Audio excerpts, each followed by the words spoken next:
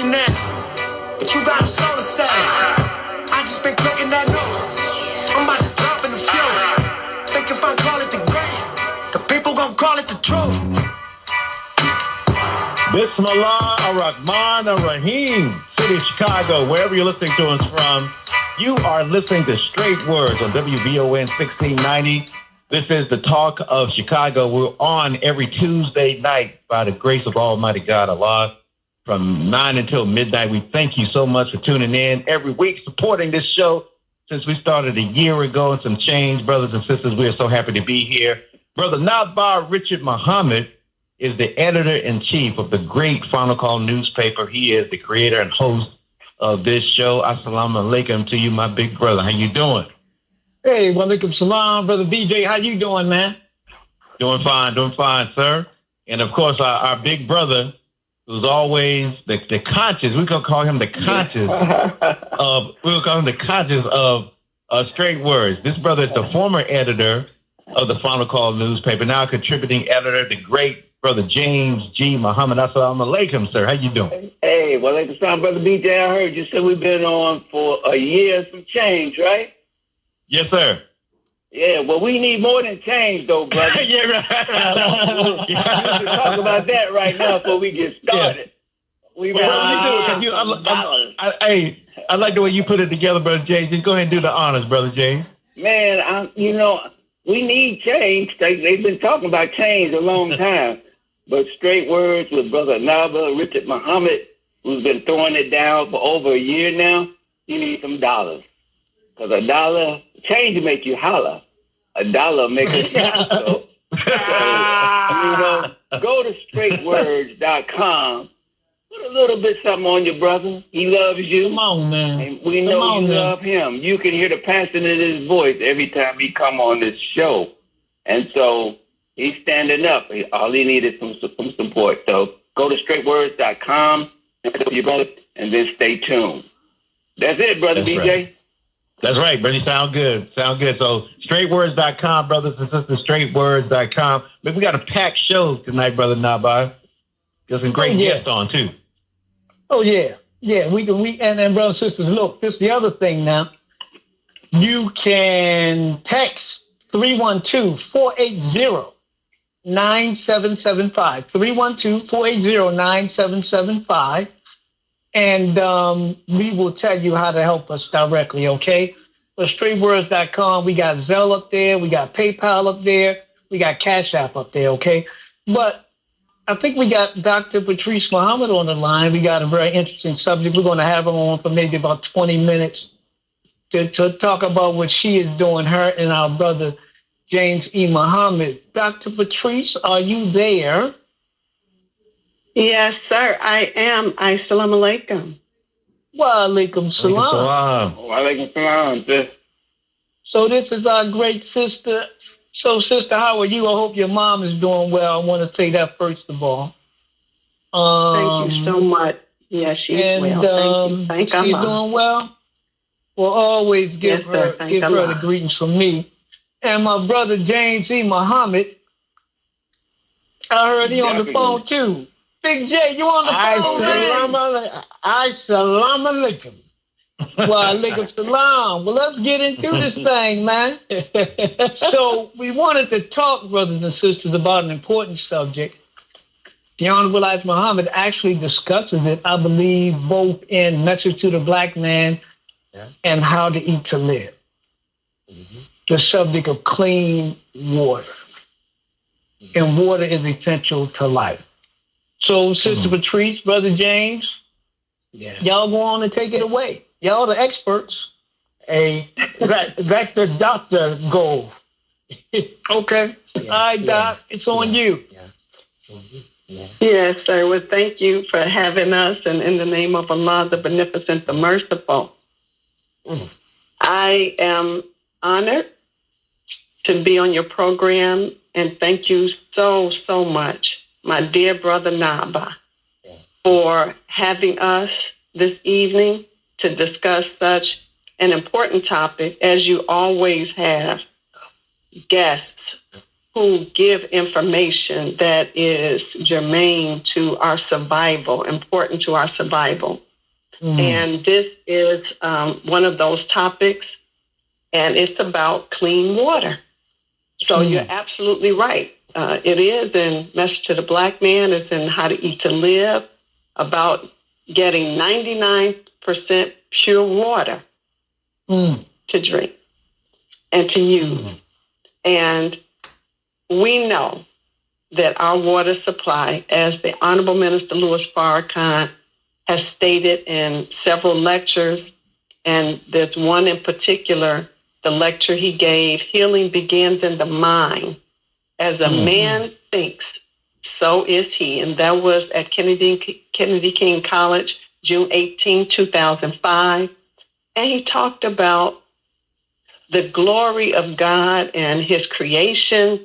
And then he states, there's something in the water affecting human life. And he states that somebody's gonna make mischief with a created thing. And we know water is given us by God Almighty Allah, and someone is making mischief in the water. But I don't have to go through the details and give you line by line of instances in this country where we have gotten the notice that water has been contaminated. Boil your water. The water boiling orders. The bottled water. Come get your bottled water orders. And it's happening all around this country and has been happening for quite some time. There is a 5-minute video I'd like to direct your listeners to go to at their convenience, because it is the most comprehensive information and explanation of why the water gets contaminated and has been contaminated. And it's just 5 minutes. It is very detailed and informative, and it gives you the history of the water contamination and moving forward what needs to be done with the infrastructure. But in the meantime, I'd like to ask a quick question, and then I'll yield to my brother and partner in this water filtration business.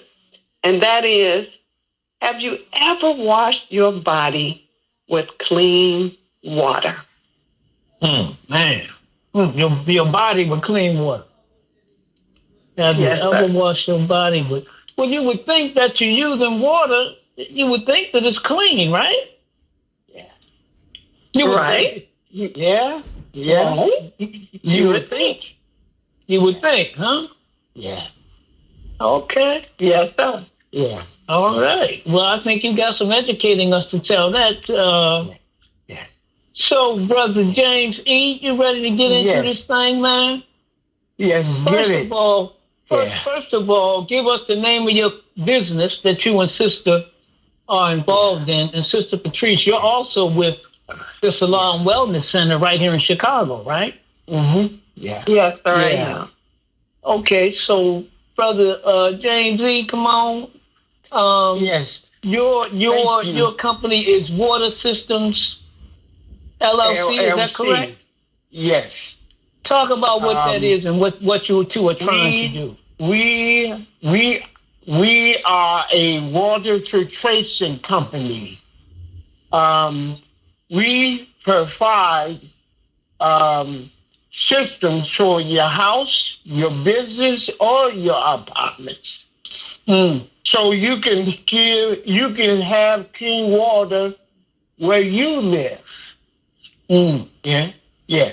So everybody, then we think all water is clean. It's not.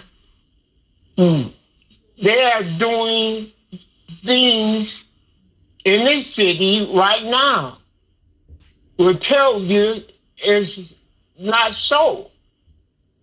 They're taking the lead out the water main system right now.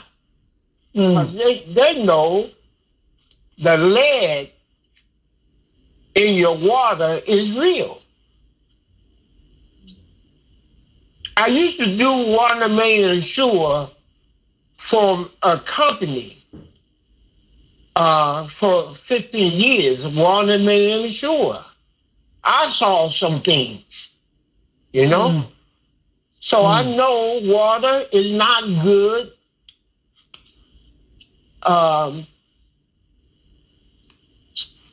Nowhere, really. But we can treat these waters because the chemicals in front of these companies and everything, they make the water good to drink, but it's not the best. My company will provide the system you need to get the best water for your house, your business, or your apartment. Yeah. So you're saying, Brother James, if I live in an apartment, you can hook me up where I'm not getting the same water maybe as my neighbor is getting. I'm getting a cleaner water, right? Yes. Okay. So that means, I guess, that there's something that do you come and do you install something, or do you just say abracadabra and it just becomes clean? Explain that. I wish. But we have to come inside your house, your business, or apartment to see what you need. It's based on your price, the level of a system that you need is based on the size of your house, the size of your business, things like that. Well, so we have to come to see you. Yeah, you do an analysis then of my system. Yeah. Okay. Yeah. What are some of the things that I don't know about but might be in my water that I should be concerned about? I would say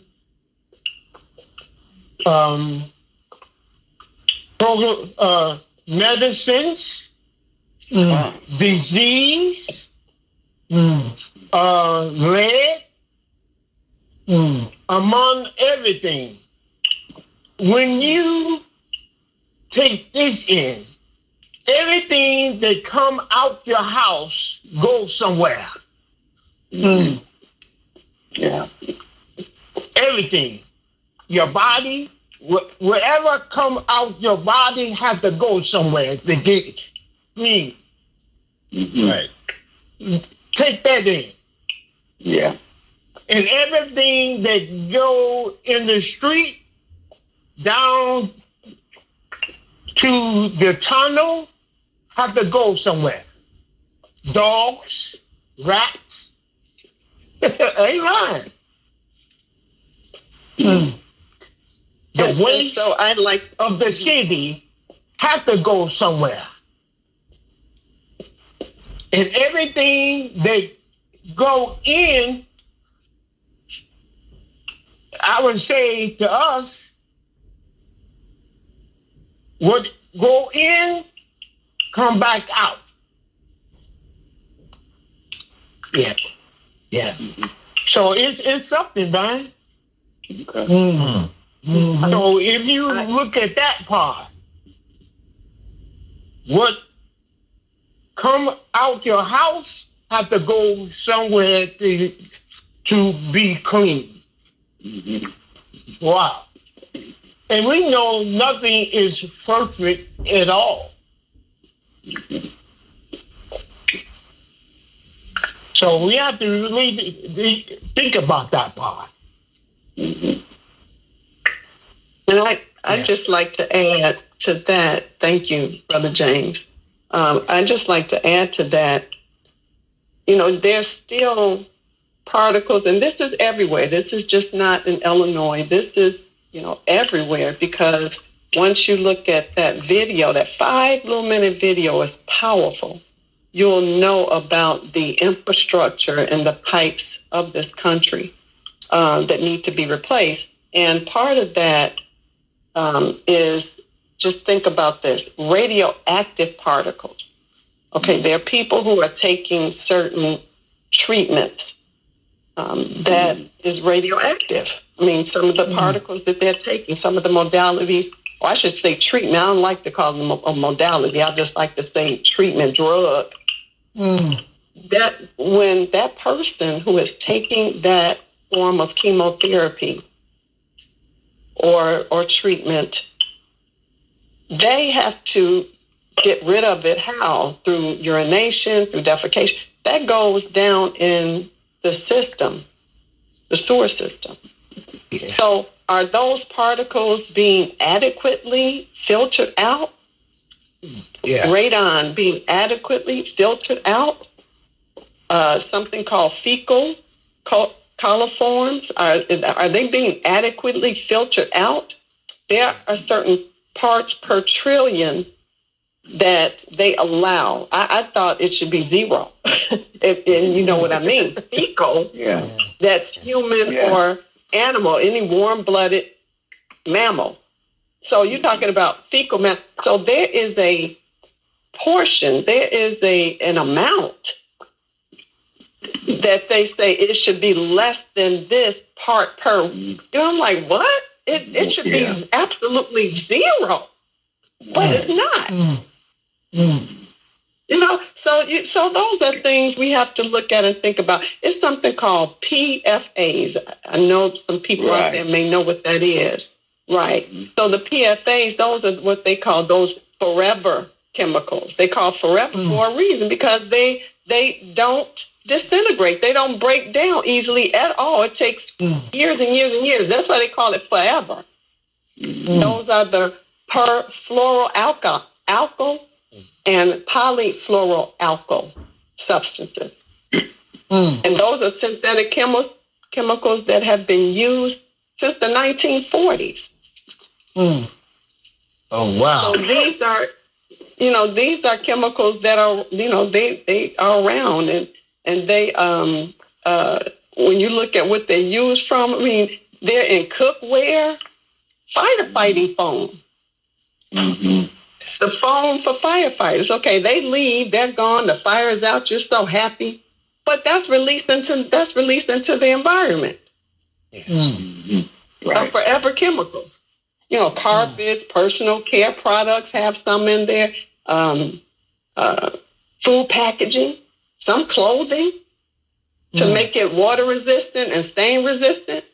Those are PFAs that are doing that. Do you know, like at the city water plant, do they test for?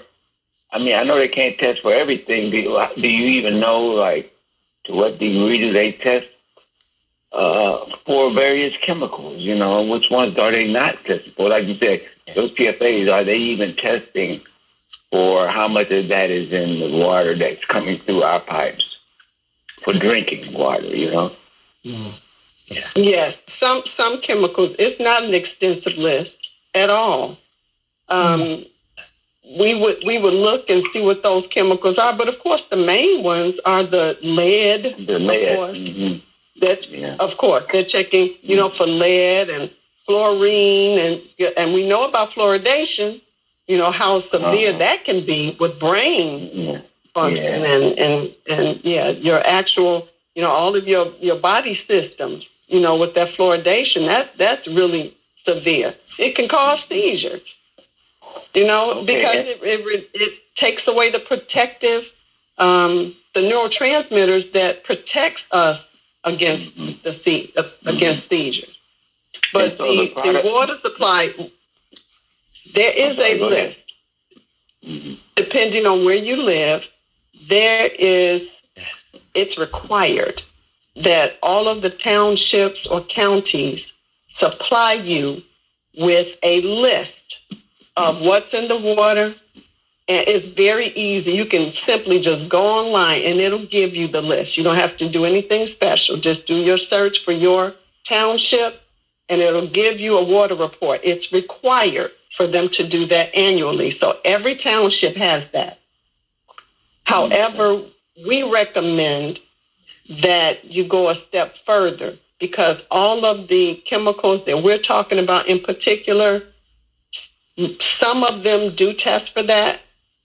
Most don't.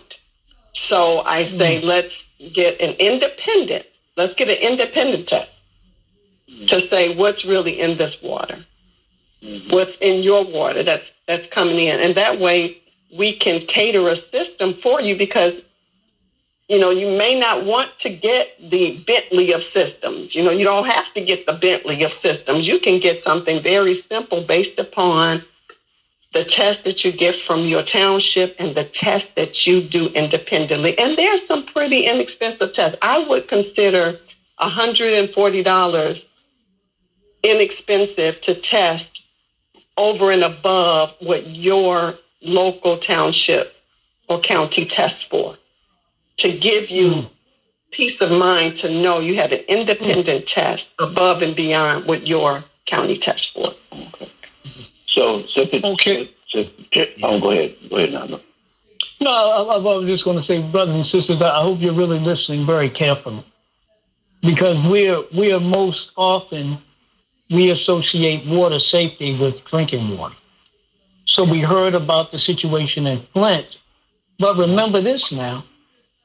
Remember how the people in Flint, Michigan, and nobody's been held accountable for that, by the way, anyway, yet still, right? Yeah. Right. But we know that the water system was diverted from what was supposed to be a quote-unquote safe source to another source.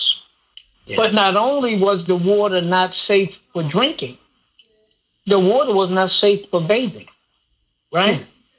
So it caused all kinds of health problems for the people who were still being charged water bills. And that ain't been resolved yet. I don't think, I'll tell you what, no major state officials have been prosecuted. I'll tell you that much.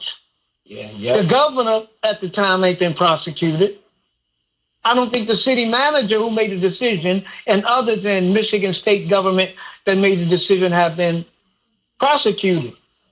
And we just found out about Flint after a while. I'm not trying to alarm you, but I'm just pointing out, I don't think Flint is the only place. And they were just talking about this lead and these pipes that is so old that now they're working on replacing. So we're talking about, and the Honorable Elijah Muhammad said water.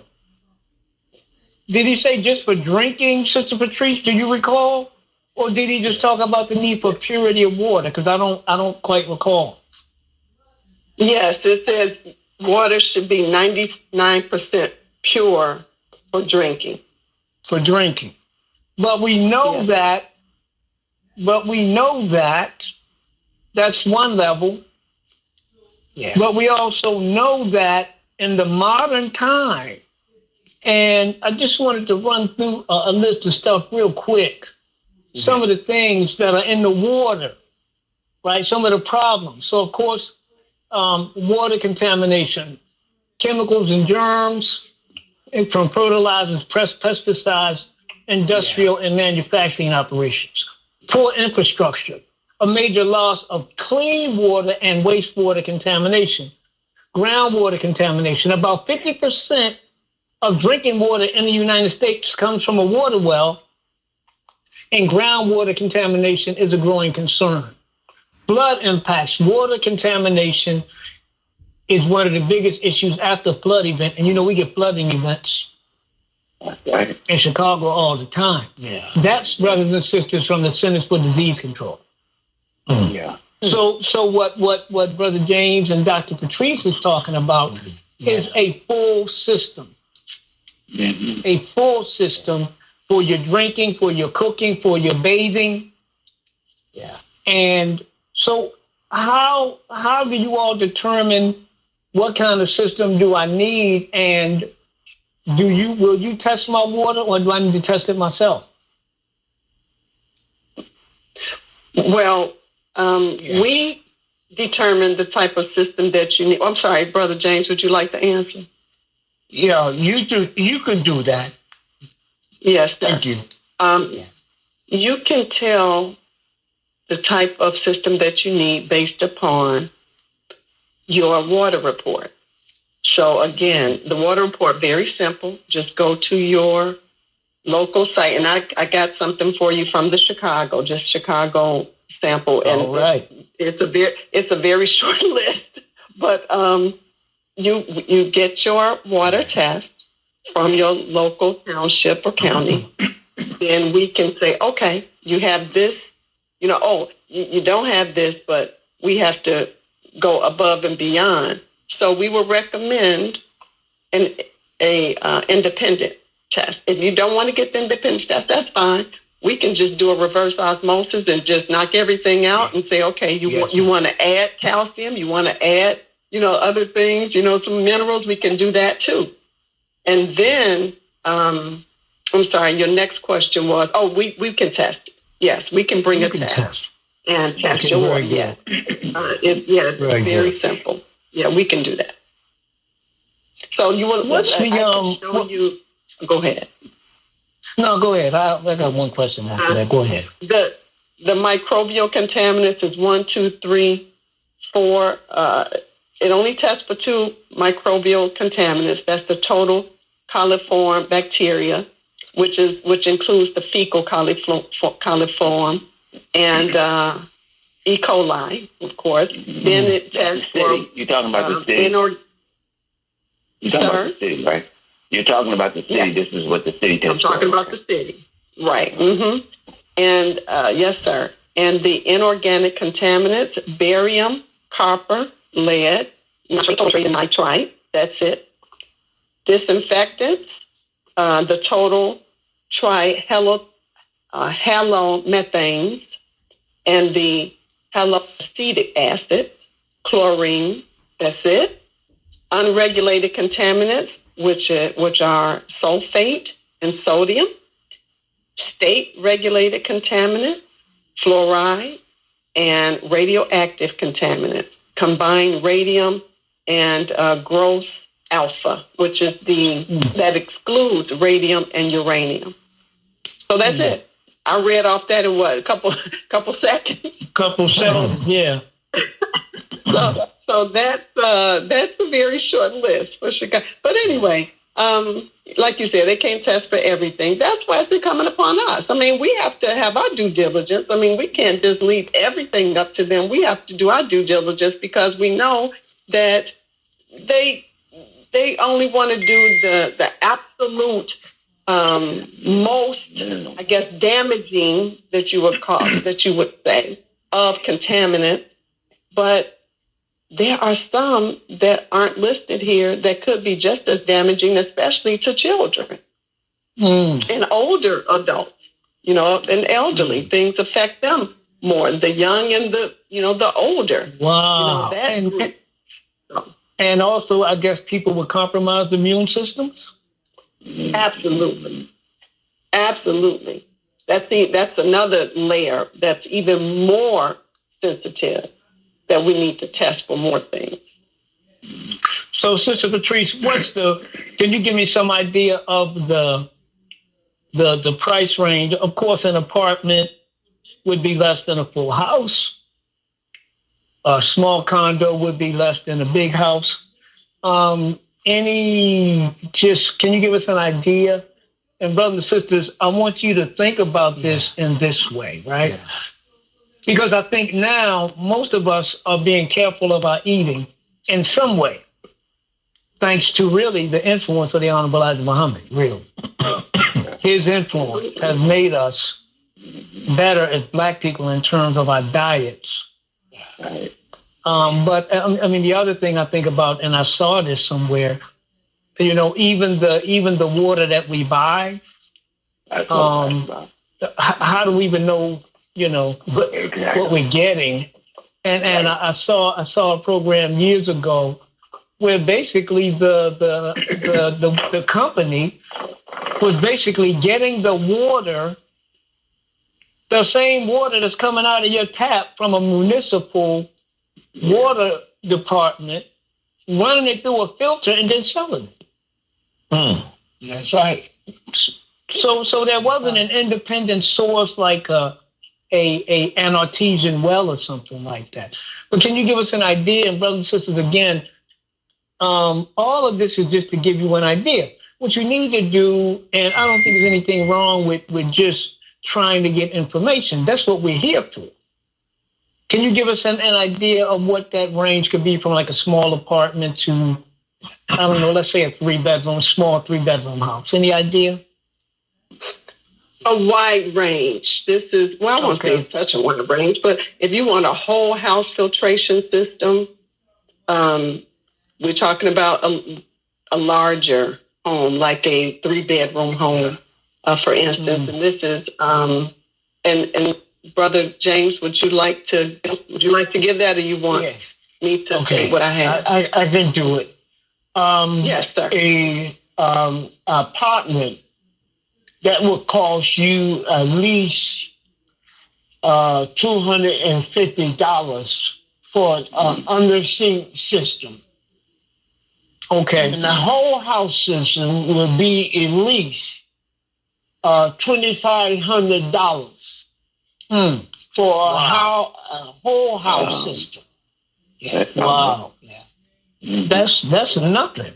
I mean, you think about how much are you spending on drinking water. Yeah. And I guess you can start with one system and then add on if you want to. Is that correct? Yeah, you can.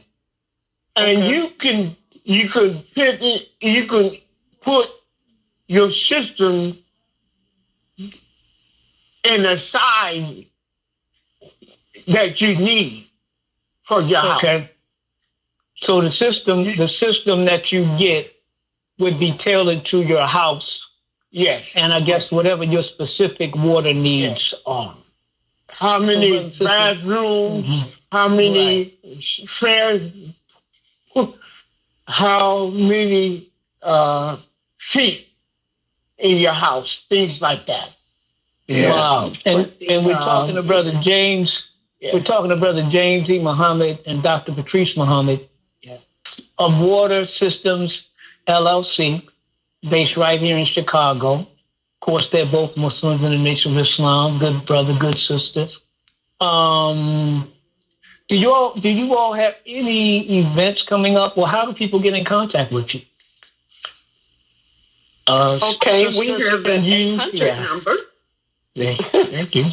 Okay, so our 800 number is 844-WATER-07, and that's 844-923-8307.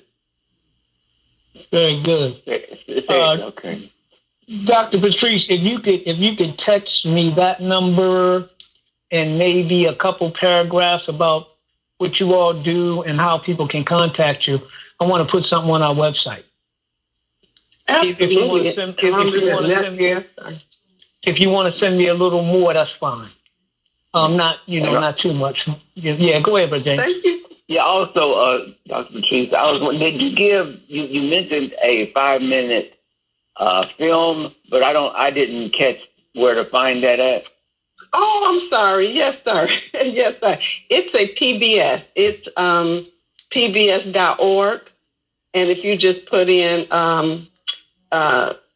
it's pbs.org, why American cities are struggling to supply safe drinking water. But if you put pbs.org and then put that in the search, why American cities are struggling to supply safe drinking water, and I will send the actual link to Brother Naba'a also. Very good. So thank you, Brother James E. and Sister Patrice. Anything else you want to add before we let you go? Thank you for everything, Brother Naba'a and your staff. Yes. Thank you. Thank you, brother, for the information, man. And brother and sister, Brother James has been working on this thing for a long time. That's right. A long time, man. And he has not given up regardless. I'm telling you. I've watched this man. Exactly. And they're doing some exciting things. Give that number again one more time, Sister Patrice. We want you to call. Yes, sir. It is 844-WATER-07. So 844-WATER-07. Well, thank you both for coming on. We'll have to bring you back. And when you're doing any events, let us know. We want to let the people know. But $250, brothers and sisters, for a clean water system, you can't beat that. All right, y'all. Thanks for calling. Stay in touch. Thank you. Big J, I talked to you, man. Salam alaikum. Thank you. All right. Great segment. Great segment. Brother BJ. Yes, sir. Why don't you start talking about a little bit about the news, some of the news from today. And we got a special guest coming on, and we're going to talk about the Uhuru 3 and this case of activists charged with being Russian agents that was decided. So, brother BJ, some of the latest things in the news, man, what you looking at? Well, we talked about this a couple of months ago, and it's back in the news with Sean P. Diddy Combs indicted on some serious criminal charges, including sex trafficking, racketeering, some of the alleged activities. I just mentioned sex trafficking, forced labor, interstate transportation for purposes of prostitution, coercion and enticement to engage in prostitution, narcotic offenses, kidnapping, arson, bribery, and obstruction of justice. And there's so many things. I talked about those little parties that P. Diddy was having. They call it the freak off parties. And man, it was a lot in there, brother. And I just looked at P. Diddy. I met P. Diddy in the early '90s in Charlotte when he came down for one of our concerts, and you couldn't have told me that my brother would be involved in something like this. I just didn't see that. And of course, all these things are alleged until, the Southern District of New York, which they have a 99% conviction rate. The Southern District of New York, they're notorious for a lot of high-profile cases, and we've seen some of the work that they did. And the brother, the state attorney, Damian Williams, he laid out a case in the press conference, what they had uncovered with the raid in Los Angeles and New York of the tapes and video devices that they have information, and they've seen video of some of the things that happened at the mansion, man. And, he tried to get the bail. His lawyers are trying to work on getting him bailed out, and they had came up with a proposal package for his bail of about $50 million. And he had, and now somebody told me this, what I was telling you earlier, Brother Naba'a, about in order for him to put his mansions up, his house up, he had to pay $18 million to pay off the mortgage. Then somehow he could use the equity in the house to come up with the $48 million. And then I think his mother's house was $2 million. And there's some other properties that he was putting up for a total of about $50 million. And the judge denied it. So he's in Brooklyn in jail, the same place where R. Kelly was being held. Now, Brother BJ, go ahead. No, I was just going to say I was watching CNN. I watched the press conference, and then I watched, some of the coverage afterward. And one of the things that the defense lawyer said was that the government didn't allege that anybody did anything against their will. That's the defense. That's one of the things that I guess the defense lawyers are going to be talking about. And they were also, I guess the implication was, and for me listening to the analysts on CNN, actually listening to them, their analysis was that the federal charges came because the sex workers allegedly traveled across state lines. Yeah. That's where the federal sex trafficking charge came in. But, again, brothers and sisters, innocent until proven guilty. We're just running through some of the things that we know at this time in terms of what's been alleged by prosecutors, as well as some of what the defense has responded to right now, But this is certainly, I think, going to be a pretty big case. I guess in all of these cases for the prosecutors, the question is anybody else going to be charged? And generally, prosecutors try to flip somebody to testify against the main people. The other thing is that Diddy has a number of civil lawsuits pending. Remember, a few months ago, we had the video surface that was aired initially on CNN of him beating his girlfriend at the time, Cassie. I mean, just a horrible situation. He eventually, went on social media and apologized, but that was absolutely vicious. So, developing case is still going on. Yeah. Yes, sir. Yeah. Art, I think we got Art on the phone. I know you want to say something, Brother James G. But we'll get Art on real quick, and you can make your comment. Yeah, we got about Art. 3 minutes for Art, okay? And then we'll have to go through ahead, Brother Art. Yes, sir. Brother Art, go ahead. You're on WBON. All right. Good evening, young man. With Mr. Cone, it's a tragedy. It's the egregious. We know he's guilty. Just to see him lie first and say that he didn't do no harm to his girlfriend, then come out after the video come back, and then you see this, then he come back with an apology. That means he's a liar. So we know whether the prosecutor and all the other stuff we talking about, we know freak parties, we know the degenerate behavior, drugs, alcohol has decimated and destroyed our community. So just that alone, that, when people say our problem is money, if we have money, we'll do better. These people have hundreds of millions of dollars, and they still participate in degenerate behavior and continue to tear down our communities and destroy and take advantage of black women and women in general. So at the end of the day, I have no empathy for him or anyone who participated, aided, and abetted, and who knew that he was doing these things. And a lot of people knew that's supposed to be preachers and teachers and potentators, and they didn't say anything about these things, and they continue to look at him as somebody special, and he's not. He's just a brother who got some resources and took advantage, like most brothers, not all, take advantage of the ignorant and the poor to advance themselves. I'll leave it at that and what now.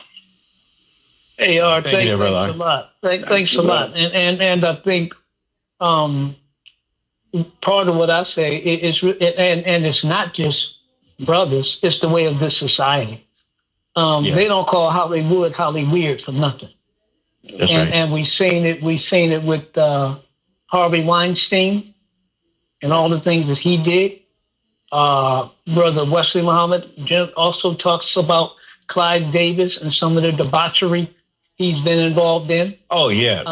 And so there's a whole cesspool of immorality associated with Hollywood and associated with the entertainment industry and those who wield power in that industry. When the brother Cat Williams did that interview with Shannon Sharp that blew up. Yeah. He said during that interview that he was in a room, he was trying to get cast for a role. And Harvey Weinstein said before everybody in the room, he performed oral sex on Cat Williams and give him a role. Don't believe me? Go to that interview. Go to that interview that Cat Williams did with Shannon Sharp. And it's also, you're right, Art, the overall level of immorality in the society. And I think also, with asking our lessons, why does the devil keep us apart from his social equality? And the answer talks about that we will see how filthy he is in all his affairs and run him from among us. But it looks like today we're not running him from among us. We're running to be with him.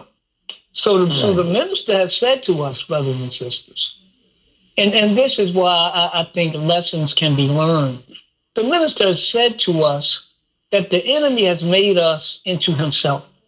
And when you can traffic in any people, but when you can traffic in your own woman, you're a black man sex trafficking black women and children. Something's really wrong with you, man. Right. Something's really wrong. You are not yourself. And you don't know who you are. You've been made into the enemy that made us all. But there's a man going around that can cleanse you of that. But and Brother BJ, you said something earlier that I think we would all be wise to consider, not just in the lives of others, but in our own lives. That's we are living in the day of judgment. So the Holy Quran teaches, the Honorable Elijah Muhammad warns us, and the Honorable Minister Louis Farrakhan reiterates, where what we do, there will be consequences. So, go ahead. Brother Jabril wrote an article y'all remember this article in the final call? He talked about intense regret. And intense regret is a regret that you can do absolutely nothing about. And of course, every deed has a consequence that we have to suffer. And, unintended consequences when we think we can do evil and get away with it, as we're living in the time of the day of judgment in which we now live, that time has been sped up. Justice has been sped up. And God is not playing with us, brothers and sisters. So we are the people of God. And when you look at these things that are happening, the minister told us, he said, he who is without sin cast the first stone. And so you need to pick up a brick and throw it at yourself, because all of us have been guilty of something that if people knew about it, we would be ashamed of. So, don't, this is not a joyous time. This is not a time to laugh at P. Diddy and make fun of him and make jokes and all that stuff. We need to look in our own mirror and clean ourselves up before we get exposed before the world, because God is not playing with us, brother. Good point. Look, and again, these are all allegations. Right. These are all allegations. The government has he's not been proven guilty. You really haven't heard his side. You've heard the government side so far. That's just the facts of the matter at this point, right? Yeah. But I think, brothers and sisters, bigger than that, because that's a situation that will be resolved one way or another. Just as the situation with R. Kelly was resolved one way or another. He was convicted. And there was a bunch of people associated with that. And I'm going to stop right there, because if I don't, I'm going to say some stuff that I shouldn't say. I just am, because I just am. And I know it, because I just feel a certain way about the violation of children, man. Yes, sir. But I'll suffice it to say, many people knew, and his case has been legally resolved. So he was found guilty, right? Go ahead, Brother BJ. Yes, sir. We're going to talk about this, maybe get another chance to kind of expound on that. But we're at the top of the hour, brothers and sisters. Go to our website, straightwords.com. You can support our show. We have all the information, and you can hear some replays of some previous shows that we've done. We need your support. Straightwords.com. Help us, donate, support us, and we really appreciate it. You're listening to WBON 1690. This is the Talk of Chicago. The Talk of Chicago and the voice of the nation is 1690 WBON, Berwyn, Chicago.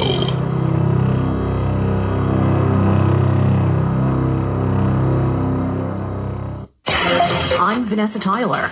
And I'm Mike Stevens, on your home for 24/7 News, the Black Information Network. No one has tried to kill Kamala Harris in the last couple of months. Donald Trump's running mate, J.D. Vance, blaming the rhetoric of Democrats for the latest assassination attempt of Donald Trump. Trump straight up blamed President Biden and Vice President Kamala Harris, saying it's their fault. The left needs to tone down the rhetoric and needs to cut this crap out. Somebody's going to get hurt by it. Critics say it's Trump's own mouth that's reckless. The FBI did get a suspect, Ryan Ruth. Authorities say he was caught sticking out his AK rifle with long-range scope behind some hedges on the fairway at Trump's own Florida golf course. Secret Service officials credit the enhanced security around Trump after the first attempt.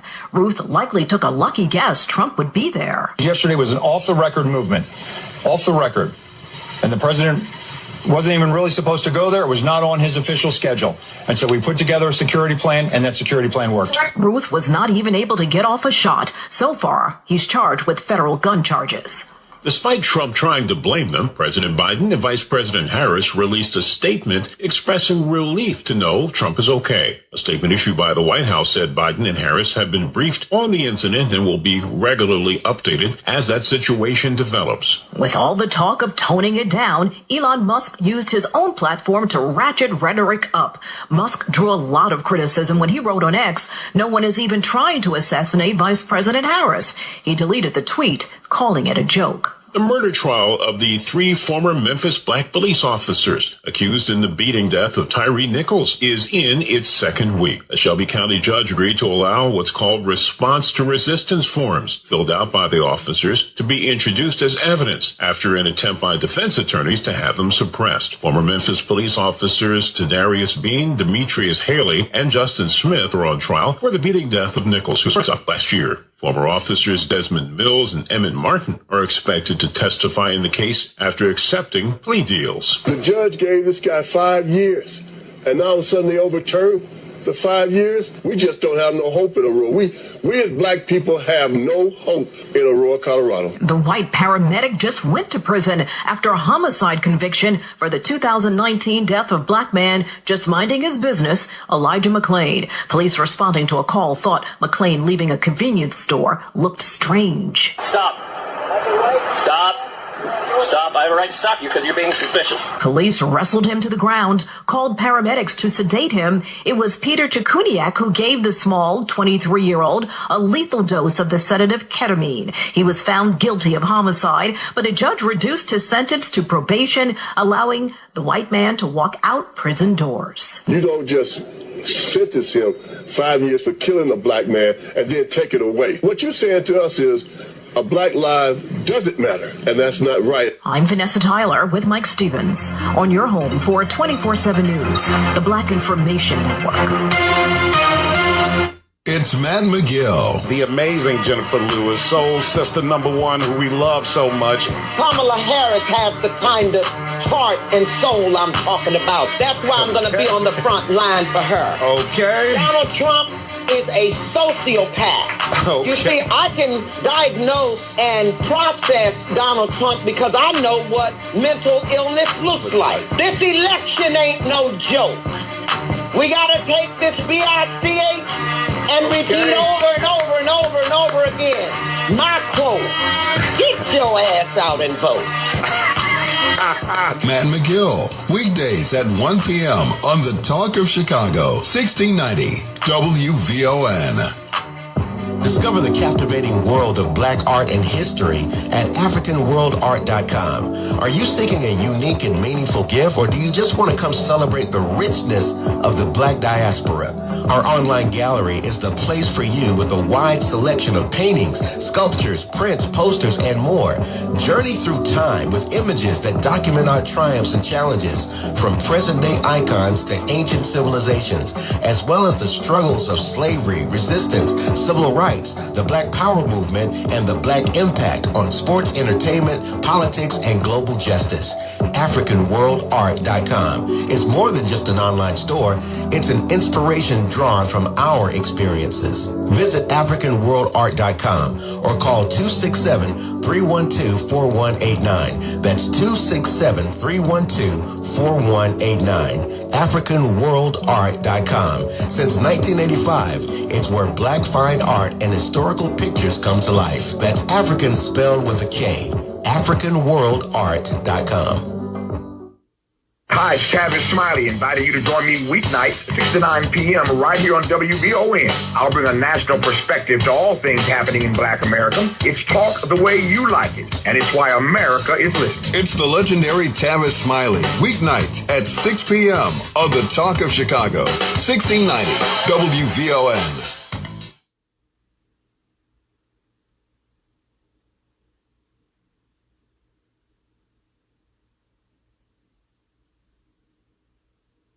It's all about great food and service at Let's Eat to Live restaurant located at 621 East 67th Street on the south side of Chicago. Fresh, healthy, life-giving meals prepared with love.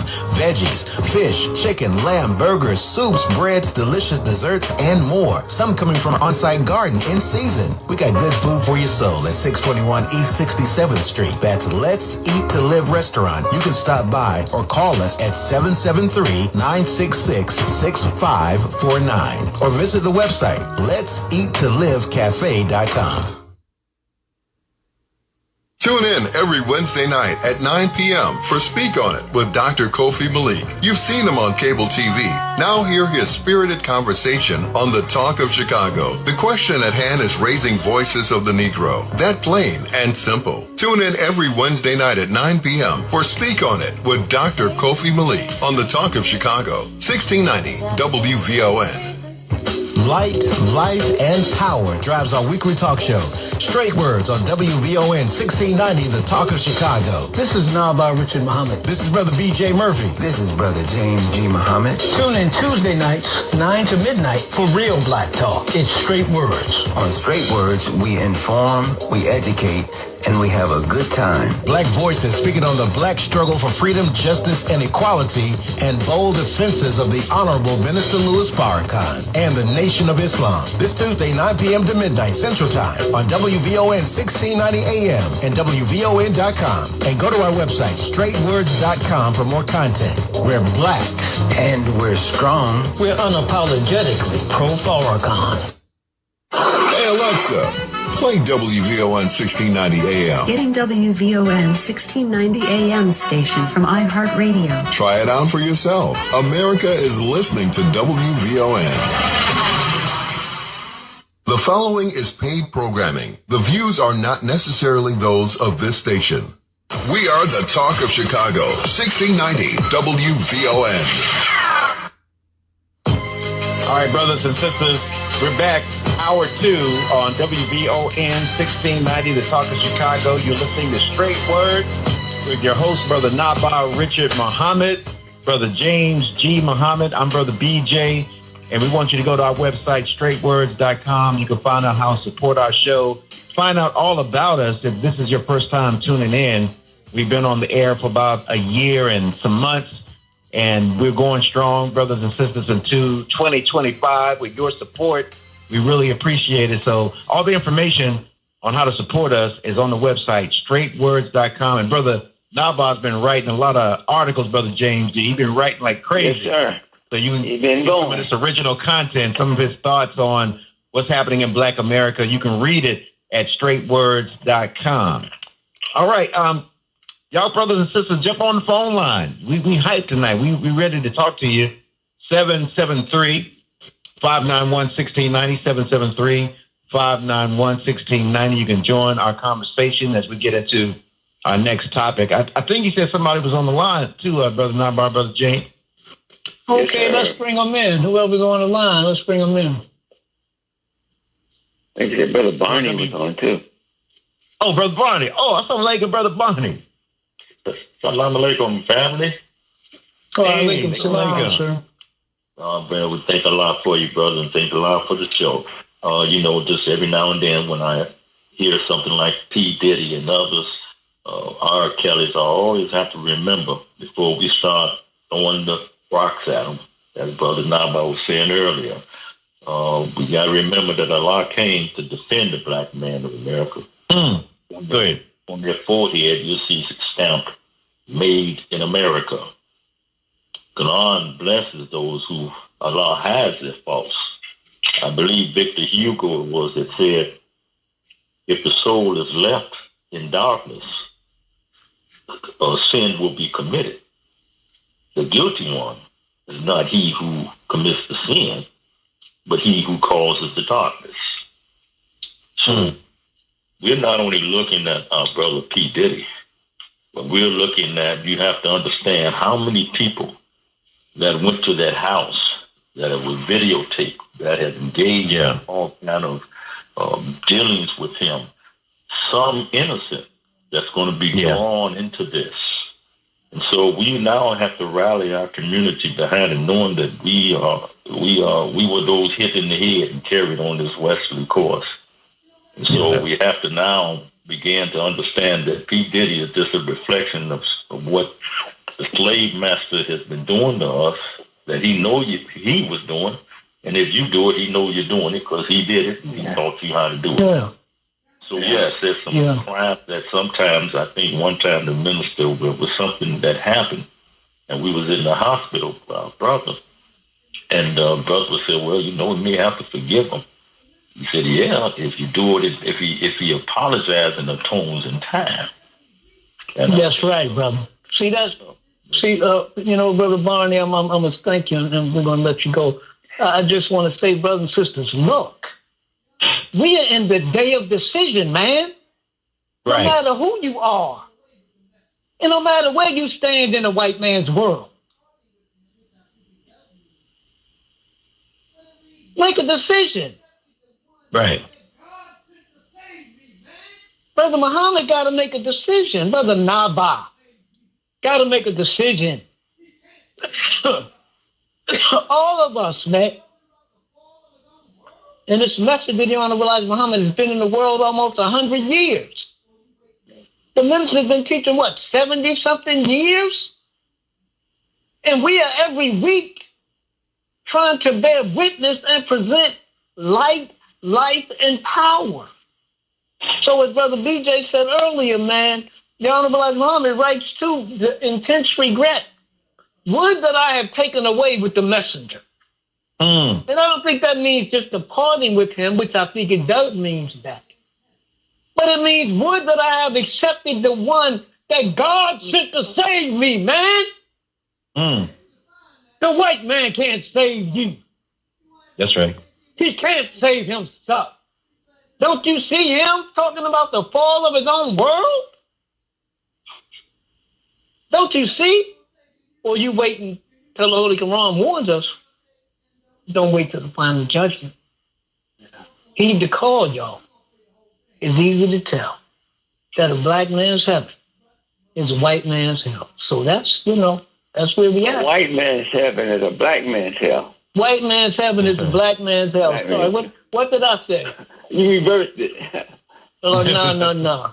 It's easy to tell that a white man's heaven is a black man's hell. So, you need to play that one of these days, Brother Naba'a. Hey, we can find that. Hey, you want to see if you can find that? We play it tonight. I know. No, I was just going to. Oh, no, go ahead and say what you said. I was going to just tell you. I found. No. I was going to say, can you find something to send to Brother Deontay, and we can play that, man. Right there. And we're gonna play the whole thing. We ain't playing 30 seconds. Yeah. Right. Yes, sir. Yeah. But we got Brother Cam Howard holding. But Brother Cam, hold on a second. All right, we're going to do it this way real quick. Cliff, we're going to get you in quickly. Then I'm going to introduce Brother Cam. But before he speaks, we're going to play a little clip. But I want to give Brother Cam as much time. Because what we're going to talk about, I think is very important. But Cliff, come on in, baby. What's up? That's how I'm looking, brothers. I'll get right to the point. And listen, first of all, the Cash App. But I made my little contribution, and so to your Cash App. Right. That's cool. Am I good with that? Always do, Cliff. You real cool, yes, man. All praises to Allah, without a doubt. But listen, and I'll get to this briefly. I always deal and talk about the issue of, and we do, even WVON and all the black media. We talk about white racism, right? And how it negatively impacts us, but benefits white people. But then some of us are a little confused because we talk about black racism, which really doesn't exist. Yeah. The police officers down at Memphis, and brothers, and please distinguish between racism and self-hatred, because what we have and this Brother Art talks about this a whole lot, what we have in our community is black hatred. So it's not racism, but black hatred. But before we can deal with white racism, external racism, right? How do we deal with black love? And this is what I get frustrated with, or a little disappointed, and I'm almost done, with Art, because I think he criticized, well, I shouldn't do this, but he's done this. But for some reason, he has a disappointment with the Nation of Islam when you guys speak of white racism. But it exists. And I think the white racism, correct me if I'm wrong, is the reason why we have the self-hatred. And so if we could just deal with that, in terms of, I think, focusing on, and Honorable Minister Louis Farrakhan, he deals with that. And so the community and our people have to come to him, even though he still reaches out to us. But if we're not embracing and accepting the Honorable Minister Louis Farrakhan, what else can we do? And so I just want to share that with you, brothers. Maybe you can speak on it if necessary. But to Brother Art, I think the nation is the only one that has the truth for our people between eating to live, in terms of how to live, what's going on, the vaccine specifically, where the black churches told us to take the vaccine. Honorable Minister Louis Farrakhan told us to refrain from it. So I'll just digress. I'll end with that. And so much respect to the nation and you, brothers. Keep speaking truth because we need it. It's up to us to take it or embrace it or to leave it. And it's going to be to the detriment of our existence. Thank you, brother. Assalamu alaikum. Wa alaikum salam, Cliff. Thank you. Do we have another call or can we go to the next part of the program? That's it. Okay. Yes, sir. Brothers and sisters, thank you for holding. Brother Cam, thank you for holding as well. This, brothers and sisters, I think is critical. This subject we're going to take up now, which is the trial of a group of activists that were referred to as the Uhuru Three. These were activists that the federal government charged in a major case, and I want us to pay attention now. They were charged with acting as Russian agents.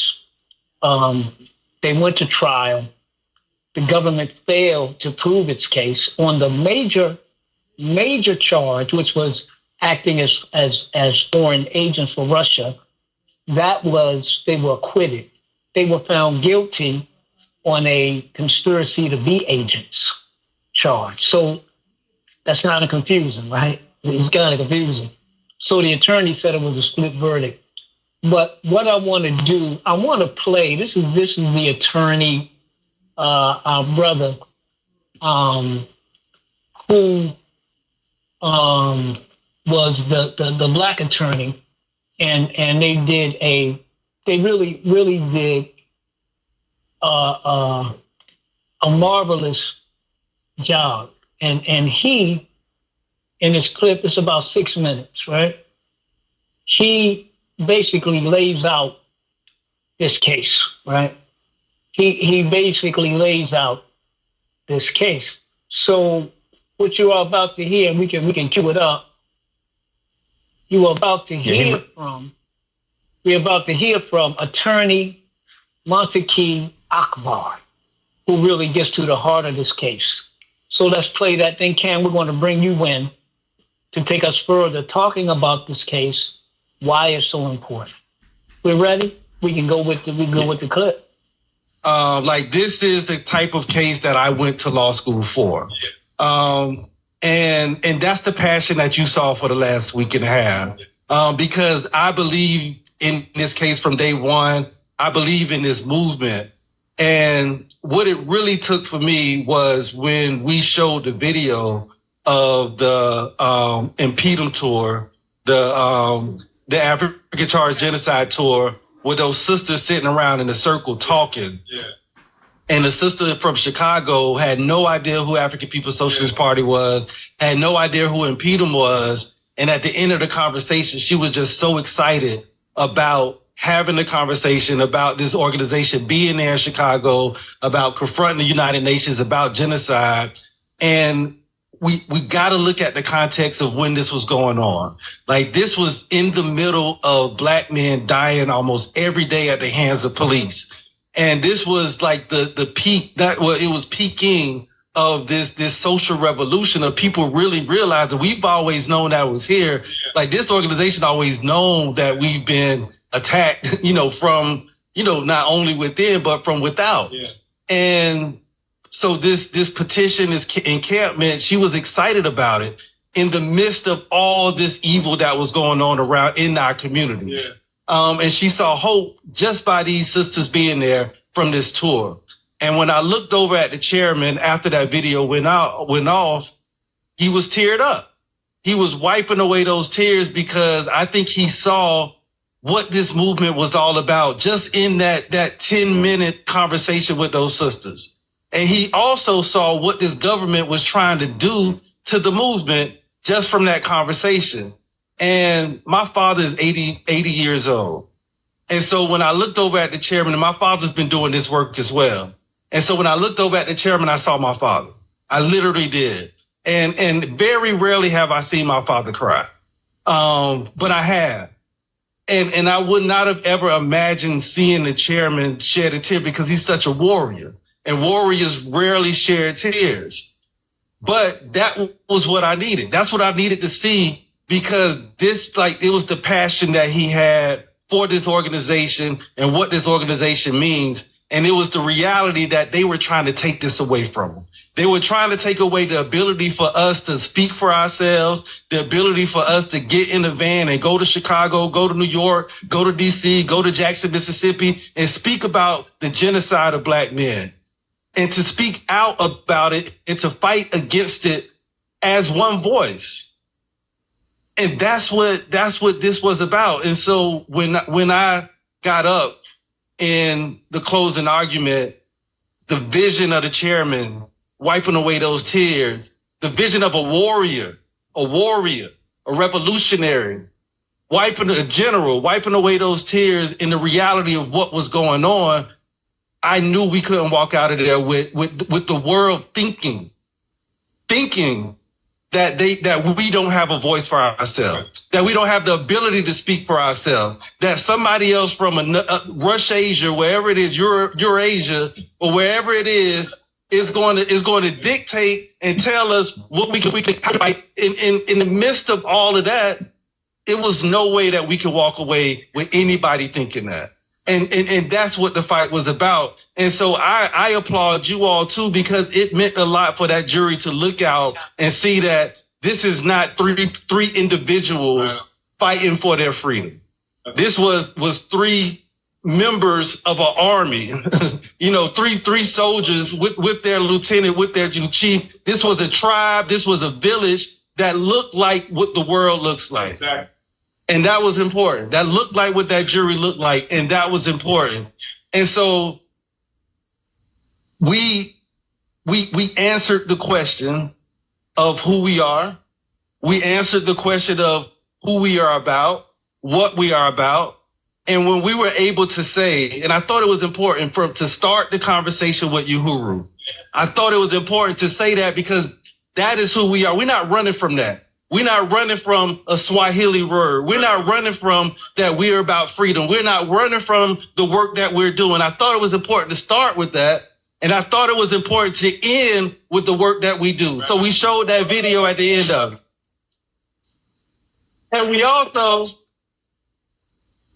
And we not only showed the video from the end of it, we pointed out the fact that we build basketball courts in the middle of a neighborhood that was dilapidated for years when we talk about benign neglect. We talked about the doula workshops. We talked about the restaurants. We talked about the furniture stores. We talked about the gym. We talked about giving food to people who can't afford to have food. We talked about all the work that we're doing because this is what we do.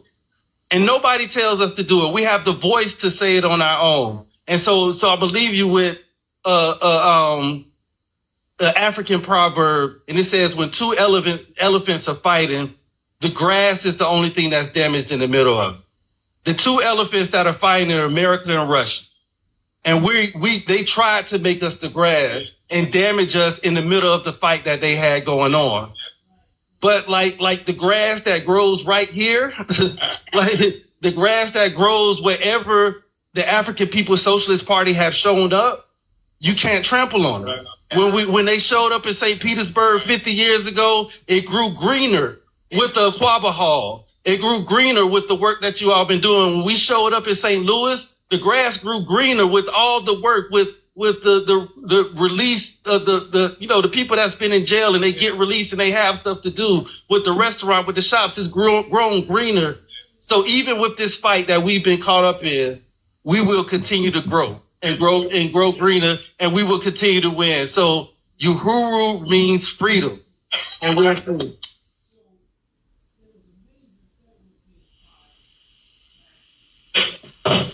Listening, WVON 1690 to talk to Chicago, brothers and sisters.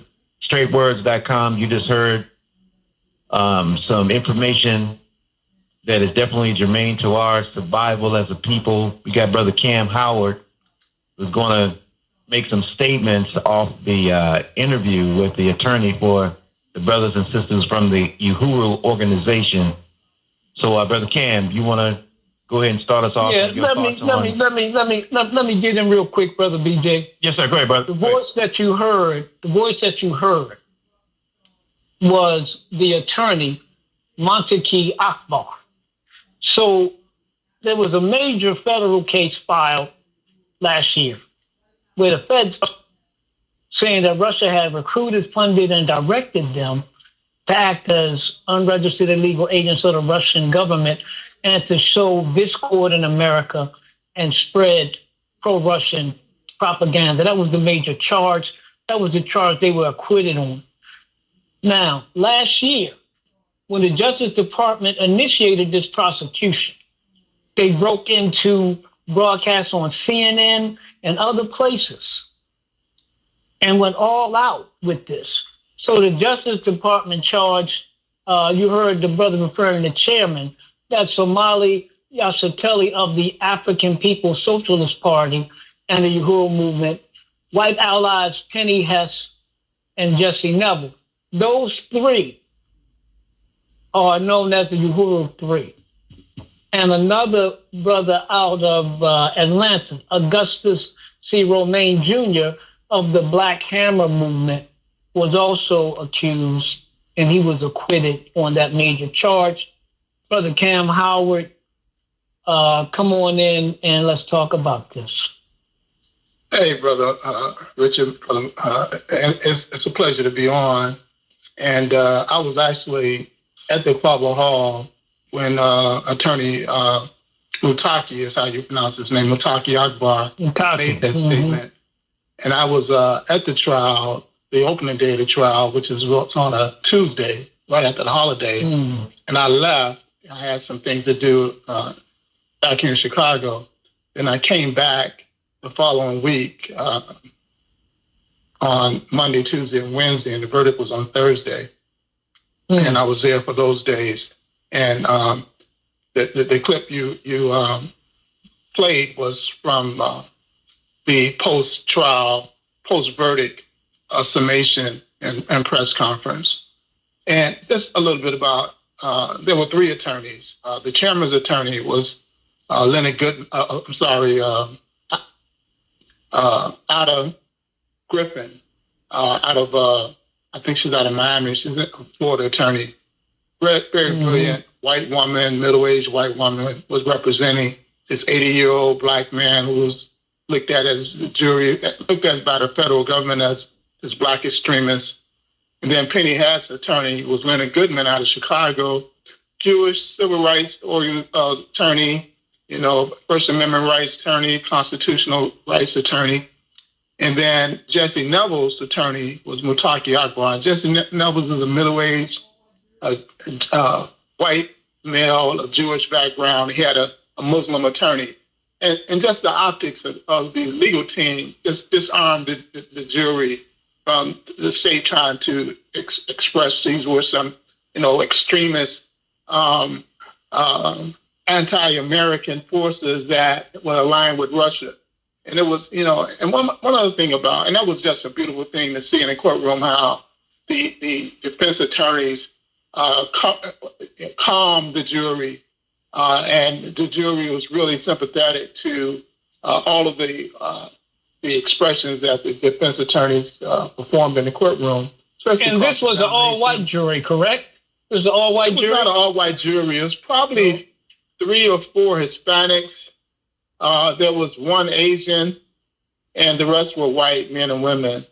And there was 1 sister who was selected, but, working class sister, had difficulties getting to the trial on time. And on one day, she was probably about an hour and a half late, and the judge excused her. And Brother Mutaki attempted to get the brother who was a alternate, because there were 6 alternate jurors, to replace her. But the judge was like, no, it's against the rules. We had to take the 13th juror. I think that brother was probably number 15. He was number 17. So they had to remove that sister and take the 13th juror and replace it with another white person. But as Mutaki was saying, the jury, with the exception of not having a black on the jury, just looked like, America. And so that was very important. But Mutaki Akbar, I don't know if you know, and I found out during the trial that this brother is the son of the famed Afrocentric psychologist and student at Honorable Elijah Muhammad, Naim Akbar. Naim Akbar's son? Naim Akbar's son, brother. Are you kidding me? I am not kidding you, man. I found that out. He ain't tell nobody that. Brother, how I ought to go down to Florida and slap him. I was telling Brother how he grew up, man. On his father's teachings, man. Changing images of psychological slavery and all the videos of that brother. Oh, man, that's a legend, brother.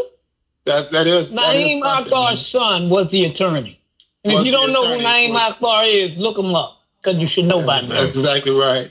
And so the brother was the chair of the Tallahassee branch of the NAACP, but he became a revolutionary in that courtroom. And as you heard him talking in his post-trial, post-verdict comments, he referred to himself as part of we part of this African liberation struggle. So he was completely converted. He's already brought up into that vein, as a nationalist, son of a nationalist. But it was something just to see how he embodied the movement as an attorney. Yeah, and it was powerful. Sam, I wanna move quickly because I want us to get into. I mean, that's great news about Brother Mutaki, who's Naim Akbar's son. Now, hey, Brother BJ, Brother James, we got to get him on the show, man. We're talking to Cam Howard, who is the executive director of Reparations United, worked for many years with Cobra, but a long-time activist in our community. We are talking about the federal government's case, prosecution of activists, accusing them of being Russian agents. And the government lost on the major charge. They were acquitted of being Russian agents. And that's a very heavy charge, brothers and sisters. But Cam, I want to get into, because I see this case as incredibly important, even if a lot of our people haven't heard about it. Because this was a case, brothers and sisters, where Brother Omali Yashatelli, this man has a 50-year history, of working in our community, and he is the chair of the African People's Socialist Party, leader of the Uhuru movement, and he's also chair of the Black is Back, basically that coalition. But Cam, I see this as an attack on Black people and Black activism and generally activism, but this was no joke to me. This was something that every Black person, every Black organization in America should be looking at. Am I just off my rocker? Am I over the top? Or no, was you're this a absolutely serious right. situation? Not just every black man in America, but every African on the globe. Just today, it came out that Blinken, Secretary of State Blinken, announced that African Stream, which is a global African platform just disseminating African news, that they are actually Russian agents, which is absolutely false. It's just a continuation. But in that case, as with the Uhuru 3, the United States are trying to censor, and that platform was kicked off of Facebook and Instagram. Censoring any information that portrays the truth about America in relationship to African people. And so they started with the attack on the African People's Socialist Party. They claim we have free speech in this country. They claim we have freedom of association. And as you said, the chairman, African People's Socialist Party, has been saying the exact same thing that they were accused of saying in regards as under the direction and control of the Russian government.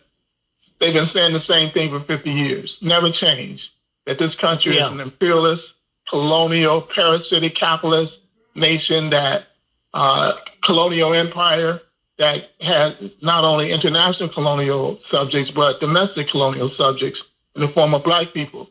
That's what they stated. They stated that there was genocide happening all around this country in regards to black people, and they stated that reparations was due.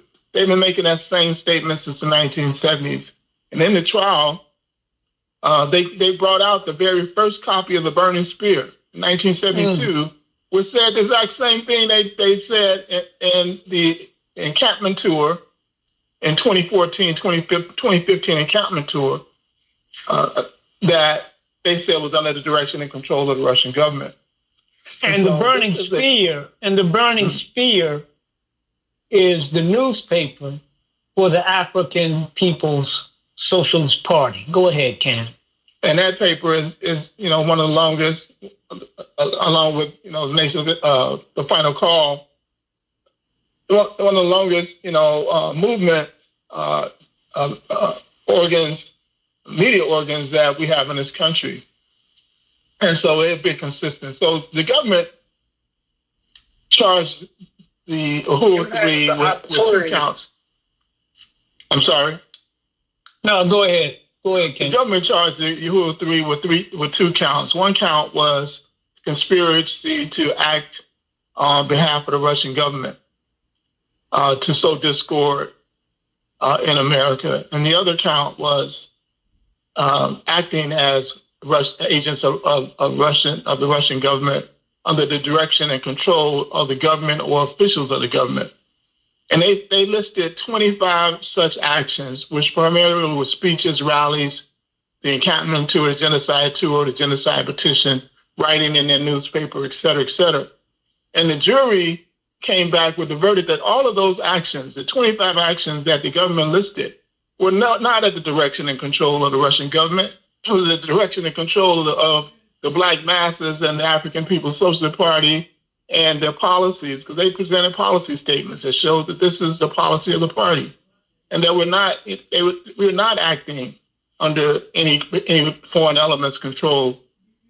But what they did say is that there was some type of agreement with the anti-globalization movement of Russia, which is a non-government organization, and the African People's Socialist Party.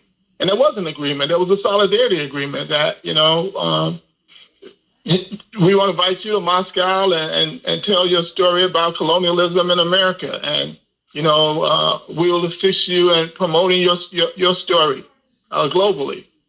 And so that was the agreement. Let me break in real quick, Ken. The chairman, Brother Yassintelli, he went to Russia in 2015, correct? Yes, he went twice. Okay. You know when the second time was? Any idea? It was also in 2015. I think one was in April, another was in September. Now, brothers and sisters, I want you to consider this. A man working as a revolutionary for 50 years. He went to Russia as an American free citizen, right? Right? Supposed to be able to travel, right? Twice in 2015. And in 2023, They charged this man with being a federal agent. What's that, 8 years later? It was a 7-year investigation. A 7-year investigation. And the jury, and what they showed to the jury is that the chairman has been invited all around the world, to Italy, to Belgium, to France, to Ireland, to various countries in South America, various countries on the continent of Africa. Over his 50 years period, he's been invited all around the world. He just left in 2022. He spoke at Oxford. And so this is what he does. You know, people call on him from around the world to talk about and to speak to this whole idea of imperialism, American imperialism, and this neo-colonial empire that America sits at the top of. So this was nothing new for him to be invited to Russia. It was nothing odd, nothing strange, nothing out of the ordinary of the party's actions. And the jury came to that same conclusion. This was nothing new. That was nothing that he was invited. And obviously, Cam, there was no big exchange of money, because if they would have been, they would have blasted that all over everywhere. I want to try to walk us through this, brothers and sisters, about why it is important. Right. As we struggle to get freedom, justice, and equality for our people. The defendants in this case, the activists, said from the beginning, this is an attack on free speech. This is an attack on dissent. They raided the Uhuru movement headquarters in St. Petersburg, and they raided the home of the chairman in St. Louis. And they came heavily armed. Do you hear me? They used flashbang grenades. Do you hear me? They used battering rams against doors. They used drones. Do you hear me? And they blocked off neighborhoods for blocks, blocks people couldn't even come on the block. The whole block was surrounded by FBI agents. They also had a list of 29 FBI agents that were supposed to testify in trial. Approximately 12 testified. At 12 FBI agents, and the lead FBI investigator under cross-examination said that the Justice Department flat out lied about Russian interference in the election of Jesse Nevels and Sister Keely Anand, who was running for councilperson in St. Petersburg, and Jesse was running as mayor.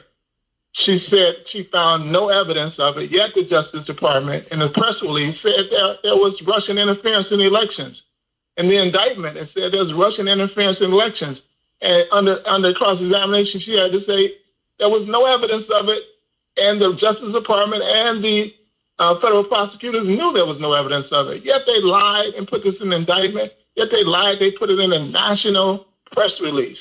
This is what they did to deny exactly what you stated, the freedom of speech and the freedom of assembly, the freedom to dissent, the freedom to say that this government's actions are wrong. These government actions have been wrong for African people for over 400 years. And that is what this case was about. Now, at the press conference, it's also about, we can say whatever we want to say inside of America, about America, Black people can, pretty much. And in certain spaces, we can say things internationally, like we can go to the United Nations and we can go to these forums and we can say things.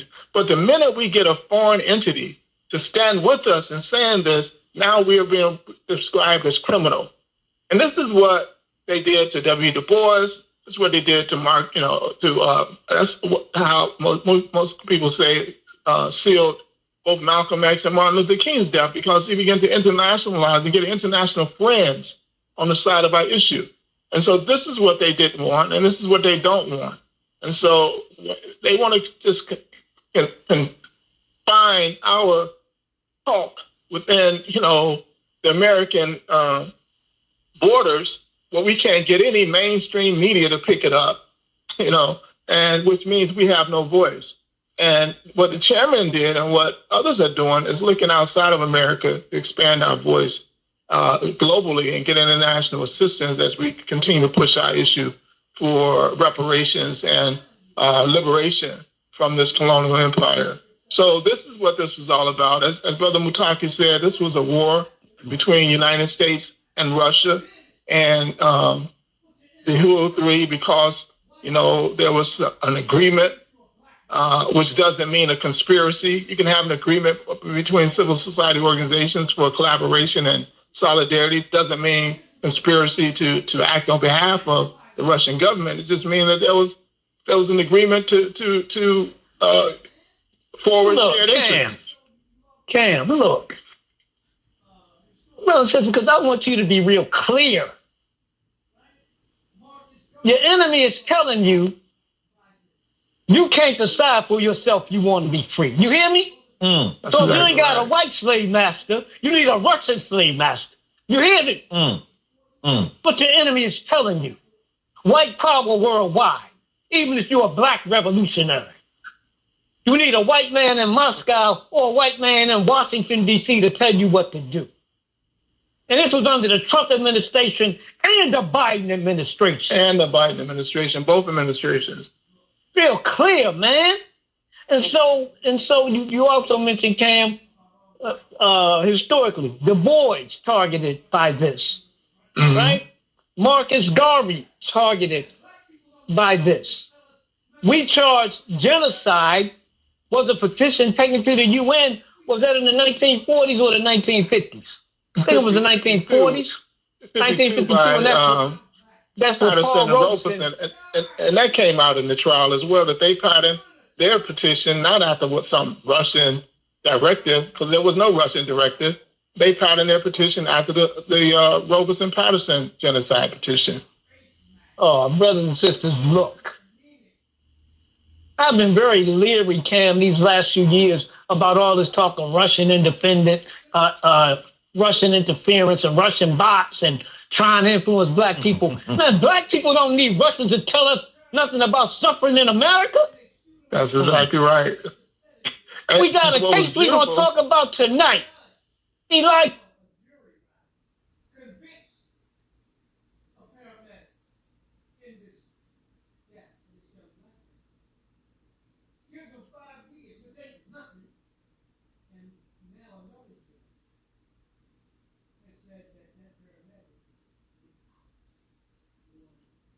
We don't need Russians to tell us nothing about suffering in America. That's exactly right. We got a case we're going to talk about tonight. Elijah McClain, innocent little young black brother, died. Do you hear me? Put in a chokehold by cops in Aurora, Colorado, walking home from a store because he was kind of anemic. And he was an introvert. Somehow or another, what should have been a very simple question ends up with this poor brother in a chokehold. He has a medical emergency. Paramedics come, and they shoot him up with this major sedative. He ends up losing his life. A jury, convicts a paramedic in this death of this young black man. Gives him 5 years, which ain't nothing. And now another judge has said that paramedic is out on whatever you call it. I don't know what the hell you call it. Probation, white man take a walk, niggas' lives don't matter, whatever you call it. That's right. But look at this. So you mean to tell me without people dying? Sonia Massey right here in Illinois. Huh? Breonna Taylor. Huh? How many names do we have to name? But we need Russians to tell us what to do. So when your government tells you, man, you better pay attention and ask questions. Because I've always been, and you got certain Negro outlets. They say the same thing. Oh, black folks being targeted for disinformation. Really? So you mean to tell me after all our suffering, you can't walk down the street where you live without being afraid of getting hit in the head by the police or hitting the head by your own poor, ignorant people? You're suffering most from poverty. You're being gentrified out of homes. You're being forced out of cities like Chicago. Your women are dying early, trying to give you a baby, black man. But you need but we don't know enough to try to stand up for ourselves. Man, you better stop listening to these people. That's absolutely right. So we have been defining our reality for centuries in this country. Go ahead, man. Go ahead. Before there was a Russian state, we've been defining our interests. You can go back to David Walker's appeal and go ahead, man. Henry Neal Turner, Frederick Douglass, Martin Delaney. We've been defining our reality in this country long before there was a Russian state. And that's what, the chairman said. We only know Russians that tell us about our suffering in this state, in this country. And, and also he said, I wouldn't change one slave master for another slave master. That's the same words you use. He made that statement as well, So, this is really about, will we stand up and continue to fight for ourselves, or will we shrink down and allow the narrative that they're trying to push to take over and silence us? And we're saying we're not going to be silent. We're going to keep fighting. We're going to keep assembling. We keep protesting. We're going to keep warring against this system. And that's what the jury stated that we had the right to do. And about the split decisions, not only was it a split decision, it's considered legally an inconsistent decision. Right. An inconsistent verdict, meaning that it's logically inconsistent to say that they were not guilty of acting as Russian agents and find them guilty of conspiring to act when you have these 25 actions that they were brought up to say that was the proof that they were under the direction and control of the Russian government, and you say they weren't under the direction and control of the Russian government. So it's logically inconsistent. However, the conspiracy charge does carry a 5-year sentence, and from probation to 5 years. Actually, it can be time considered served and no probation. There was probably a 4-hour custody when they were arrested, 4 or 5 hour processing. I don't know how long it was, but that could be considered the length of the sentence. And so right now our goal is to get letters to the judge to express not 1 day of incarceration for the Uhuru 3, not 1 day of imprisonment. The judge seemed very confused as well. Everybody was confused. The lawyers, certainly the jury was confused because the prosecutors intentionally confused them on the conspiracy charge and what makes it a conspiracy. And so the judge seems to be leaning toward trying to figure out, what he's going to do in regards to sentencing, because there's no sentencing guidelines. This is amazing. There's no sentencing guidelines for conspiracy to act on behalf of a foreign government. There's just a maximum sentence, but there's no guidelines to say, well, what's the minimum? Can probation be given or whatever? So the judge heard the case. He understands it's an inconsistent verdict, and so our job is to convince the judge that the Uhuru 3 were doing what we've consistently done in this country, and that is to struggle against the unfair treatment that we received in this country. And that's what they did. They had the right to do it, constitutional right to do it. And so there shouldn't be no punishment for doing so. Cam, I wanted to ask you, is there some place online where our audience can go to find out, like, what should be written, and any deadlines? Is that posted anywhere? So all of the actions for this case have been on the website handsoffuhuru.org, handsoffuhuru.org,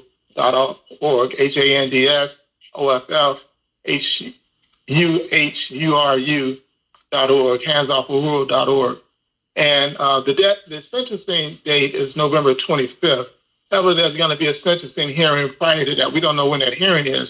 And that's when the judge will hear a testimony on behalf of of the Rule 3 on why they shouldn't be sentenced to any time in prison. That's our statement. And the prosecutor is going to say why they should be sentenced to 5 years in prison. They should get the max. And the judge will decide. And then on the 25th, he'll render a decision. So now, when did you say they go back to? Now, is that a public hearing, and that's going to be in Tampa or Tampa Bay, Florida? That's going to be at the federal courthouse in Tampa, November 25th. We want to pack the courthouse on that day as well. We were packed in the courthouse throughout the trial. There was an overflow room. We were in the largest courthouse courtroom in that courthouse on the 17th floor. The entire floor is that particular courtroom and adjoining offices. But we packed that, and there was people also had to sit in the overflow room. And so we definitely want activists to come down to Tampa on November 25th. You have enough time right now to make your plans and set aside that date and come down to Tampa. This was Leonard Goodman, the attorney for Penny Hess, the professor, as the chairman called him, said this is the trial of the century, meaning that this will determine activism for the rest of this century in this country. Because certainly, there's going to be some appeals and there's going to be some more attacks on our right to have legitimate dissent against this country. And if they win, which they didn't win on the big case, but as I stated earlier, they're still targeting other African news agencies and African organizations as well. Brother, as we speak. It's Cam, I thank you first of all for coming on. But the thing that just strikes me, I'm going to say this, brothers and sisters. There were no witnesses. Generally in a case like this, you got an informant or two that comes out on behalf of the government and says, they told me this, they told me that. Nobody. As one of the defense attorneys. Reward. How much was the reward again? And the feds was offering $10 million. $10 million reward. Come up with any evidence of conspiracy or any evidence of working under direction and control. $10 million. $10 million. And no one came Negroes will sell out their mama for a ham sandwich. For a ham sandwich, that's right. So you talking about not a single person to come forward. A $10 million, basically, brothers and sisters, your federal government offered a $10 million bounty on the head of these activists. Why was it so important? See, it's not just the chairman, y'all should tell him, and those activists. As I want you to hear what Brother Cam said, trial of the century. Why? Because this will impact organizing. And what was the denial objective of the American government to black folks doing COINTELPRO? That we not be allowed to organize. Right. To organize. But not one person. This was a case all built on speeches, articles, protests. Do you hear me? Now, if they can do that to them, they can build the case on Brother Naba'a right now, based on what I'm saying on the radio. That's exactly right. That's exactly right. Let you talk to someone from the African continent or someone from Europe who is not in alignment with American agenda, and they can label you as conspiring and acting under the direction and control of a foreign agent, of a foreign government. Brothers and sisters, if you got people now that's willing to fight for you, shouldn't you stand with them? Cam, give us that sentencing date again, please, and tell us where it is. November 25th at the Tampa, Florida federal courthouse in Tampa, Florida. Yeah. And you go to handsoffofuhuru.org, handsoffofuhuru.org for more information on the case, updates, where you can send your letter, when you need to send your letter. There'll probably be a template letter, but certainly get your organization. You can send a letter as an individual and as an organization. Just declaring the right to speak against this government. It's our right. The evidence is undeniable that this government has harmed us 400 years, and the evidence is undeniable that there's continued impact on those harms and that reparations is due. And that's all that the chairman and the African People's Socialist Party has been doing and saying and organizing for the last 50 years. Cam, thank you for coming on. Thank you for coming on. This is Cam Howard, Executive Director of Reparations United, but a longtime activist. Cam, how can people follow you? And we need to get you back to give us an update on reparations soon. How can people follow you? Sure, you can go to reparationsunited.org, or you can always contact me at cam@reparationsunited.org. And we're organizing a reparations strategy session, a virtual national reparations strategy session for targeting Biden before the inauguration on getting the reparations commission established. So we can talk about that later as well. Cam, we about to run out of time, but we need to get you on because reparations kind of came up in this discussion with Kamala Harris today with NABJ, and the question about whether there should be a study, basically a commission that was an executive order, or whether it should be an act of Congress, which hasn't happened, I don't know, 40, damn near 50 years. But Cam, thank you, brother, and we will be in touch, and we want to bring you back, but thank you for giving us all that information. Thank you, Brother Rich Muhammad. All right. All right. All right. Assalamu alaikum, brothers and sisters. You're listening to Straight Words. WBON AM 1690. Don't go nowhere. Don't go nowhere. Come on back after this break. Don't go nowhere. Call us at 773-591-1690. Get in on the conversation. The talk of Chicago and the voice of the nation is 1690 WBON, Berwyn, Chicago.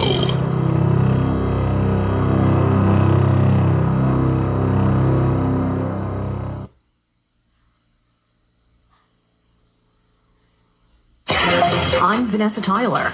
And I'm Mike Stevens, on your home for 24/7 News, the Black Information Network. No one has tried to kill Kamala Harris in the last couple of months. Donald Trump's running mate, J.D. Vance, blaming the rhetoric of Democrats for the latest assassination attempt of Donald Trump. Trump straight up blamed President Biden and Vice President Kamala Harris, saying it's their fault. The left needs to tone down the rhetoric and needs to cut this crap out. Somebody's going to get hurt by it. Critics say it's Trump's own mouth that's reckless. The FBI did get a suspect, Ryan Ruth. Authorities say he was caught sticking out his AK rifle with long-range scope behind some hedges on the fairway at Trump's own Florida golf course. Secret Service officials credit the enhanced security around Trump after the first attempt. Ruth likely took a lucky guess Trump would be there. Yesterday was an off-the-record movement, off the record, and the president wasn't even really supposed to go there. It was not on his official schedule. And so we put together a security plan, and that security plan worked. Ruth was not even able to get off a shot. So far, he's charged with federal gun charges. Despite Trump trying to blame them, President Biden and Vice President Harris released a statement expressing relief to know Trump is okay. A statement issued by the White House said Biden and Harris have been briefed on the incident and will be regularly updated as that situation develops. With all the talk of toning it down, Elon Musk used his own platform to ratchet rhetoric up. Musk drew a lot of criticism when he wrote on X, "No one is even trying to assassinate Vice President Harris." He deleted the tweet, calling it a joke. The murder trial of the 3 former Memphis black police officers accused in the beating death of Tyre Nichols is in its second week. A Shelby County judge agreed to allow what's called response to resistance forms filled out by the officers to be introduced as evidence after an attempt by defense attorneys to have them suppressed. Former Memphis police officers Tadarius Bean, Demetrius Haley, and Justin Smith are on trial for the beating death of Nichols, who was also black, during a traffic stop last year. Former officers Desmond Mills and Emmett Martin are expected to testify in the case after accepting plea deals. The judge gave this guy 5 years, and now all of a sudden they overturned the 5 years, we just don't have no hope in the world. We as black people have The white paramedic just went to prison after a homicide conviction for the 2019 death of black man just minding his business, Elijah McClain. Police responding to a call thought McClain leaving a convenience store looked strange. Stop. Stop. Stop. I have a right to stop you because you're being suspicious. Police wrestled him to the ground, called paramedics to sedate him. It was Peter Chikuniak who gave the small 23-year-old a lethal dose of the sedative ketamine. He was found guilty of homicide, but a judge reduced his sentence to probation, allowing the white man to walk out prison doors. You don't just sentence him 5 years for killing a black man and then take it away. What you're saying to us is a black life doesn't matter, and that's not right. I'm Vanessa Tyler with Mike Stevens on your home for 24/7 News, the Black Information Network. Discover the captivating world of black art and history at AfricanWorldArt.com. Are you seeking a unique and meaningful gift, or do you just want to come celebrate the richness of the black diaspora? Our online gallery is the place for you with a wide selection of paintings, sculptures, prints, posters, and more. Journey through time with images that document our triumphs and challenges, from present-day icons to ancient civilizations, as well as the struggles of slavery, resistance, civil rights, the Black Power movement, and the Black impact on sports, entertainment, politics, and global justice. AfricanWorldArt.com is more than just an online store. It's an inspiration drawn from our experiences. Visit AfricanWorldArt.com or call 267-312-4189. That's 267-312-4189. AfricanWorldArt.com. Since 1985, it's where black fine art and historical pictures come to life. That's African spelled with a K. AfricanWorldArt.com. Hi, it's Travis Smiley, inviting you to join me weeknights, 6 to 9 p.m. right here on WVON. I'll bring a national perspective to all things happening in black America. It's talk the way you like it, and it's why America is listening. It's the legendary Travis Smiley, weeknights at 6 p.m. on The Talk of Chicago, 1690 WVON. It's all about great food and service at Let's Eat to Live restaurant located at 621 East 67th Street on the south side of Chicago. Fresh, healthy, life-giving meals prepared with love. Veggies, fish, chicken, lamb, burgers, soups, breads, delicious desserts, and more. Some coming from our on-site garden in season. We got good food for your soul at 621 East 67th Street. That's Let's Eat to Live restaurant. You can stop by or call us at 773-966-6549. Or visit the website, letseattolivecafe.com. Tune in every Wednesday night at 9 p.m. for Speak On It with Dr. Kofi Malik. You've seen him on cable TV. Now hear his spirited conversation on The Talk of Chicago. The question at hand is raising voices of the Negro. That plain and simple. Tune in every Wednesday night at 9 p.m. for Speak On It with Dr. Kofi Malik on The Talk of Chicago, 1690 WVON. Light, life, and power drives our weekly talk show. Straight Words on WVON 1690, The Talk of Chicago. This is Naba'a Richard Muhammad. This is Brother B.J. Murphy. This is Brother James G. Muhammad. Tune in Tuesday nights, 9 to midnight, for real black talk. It's Straight Words. On Straight Words, we inform, we educate, and we have a good time. Black voices speaking on the black struggle for freedom, justice, and equality, and bold defenses of the Honorable Minister Louis Farrakhan and the Nation of Islam. This Tuesday, 9 p.m. to midnight Central Time on WVON 1690 AM and WVON.com. And go to our website, straightwords.com, for more content. We're black. And we're strong. We're unapologetically pro-Farrakhan. Hey, WVON family, this is Kendall Moore, the host of The Kendall Moore Show. Fridays are always cracking from 6 until 9, so make sure that you're tuned in to The Kendall Moore Show. Catch. Got a 3, got a 2, got a 1. Yes! Tune in Friday, 9 to midnight for The Fundamentals, where I, Titus T. Williams, bring the mental. Thanks, Captain Obvious. And I, DJ Turbine Arturo Garza, bring the fun. Are you not entertained? Is this not why you're here? So if you want some wacky, some good conversation, but some fun, and a little serious, for all your sports needs, tune in to The Fundamentals. Friday nights, 9 to midnight. See you there.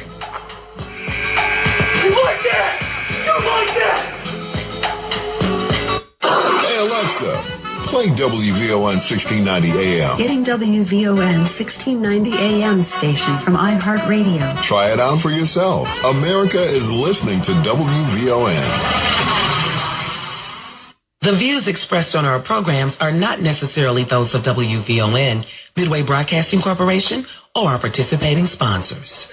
The following is paid programming. The views are not necessarily those of this station. We are the Talk of Chicago, 1690 WVON. Hands, everybody, if you got what it takes, because I'm Curtis Blow, and I want you to know that these are the breaks. All right, brothers and sisters, we ain't taking no break. We back on the air. It's straightwords.com. Straightwords.com is our website.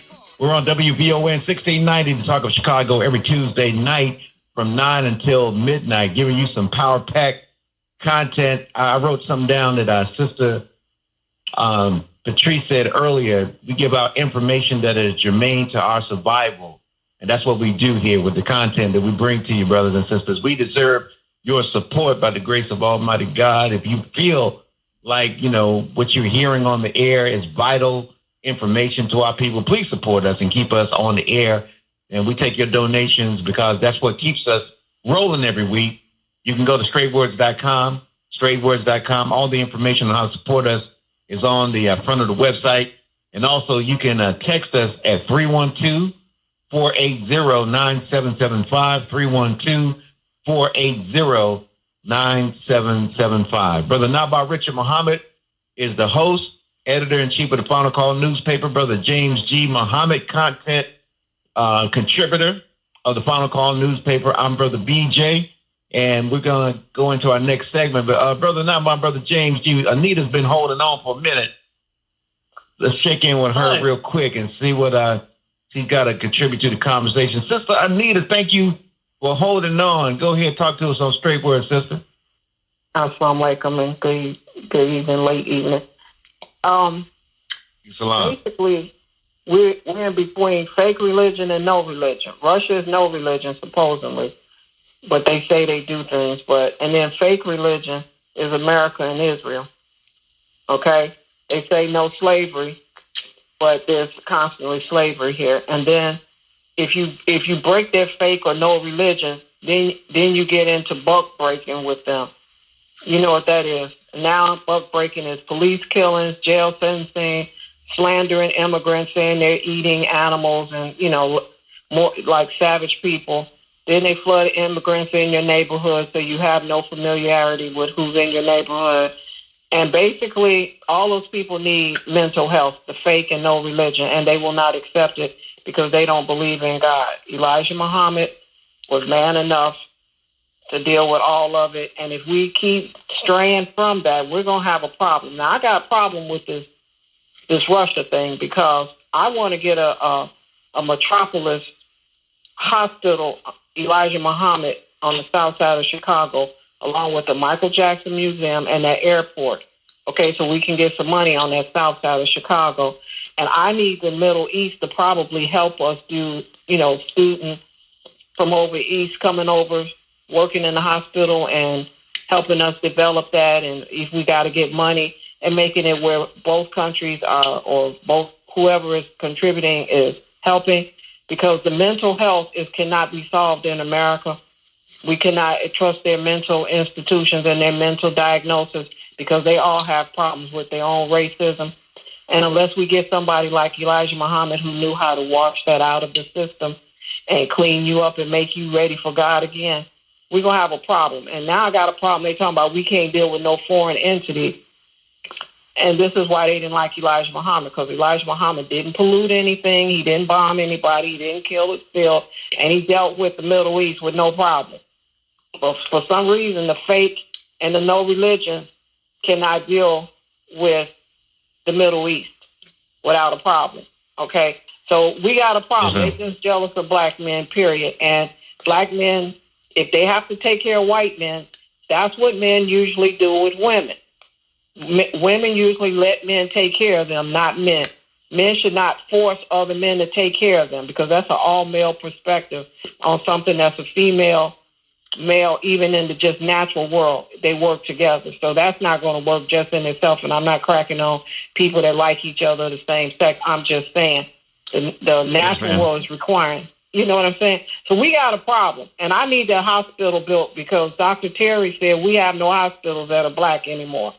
And Elijah Muhammad's hospital needs to deal with the mental health part of people not being in with a slave mind. I can't, it's not enough room on this earth for me and these fake people anymore. I cannot. Yes, ma'am. So something's going to have to happen. It's not enough room on the earth. You understand? That's I think like Elijah Muhammad. There ain't enough room on this earth for me and you.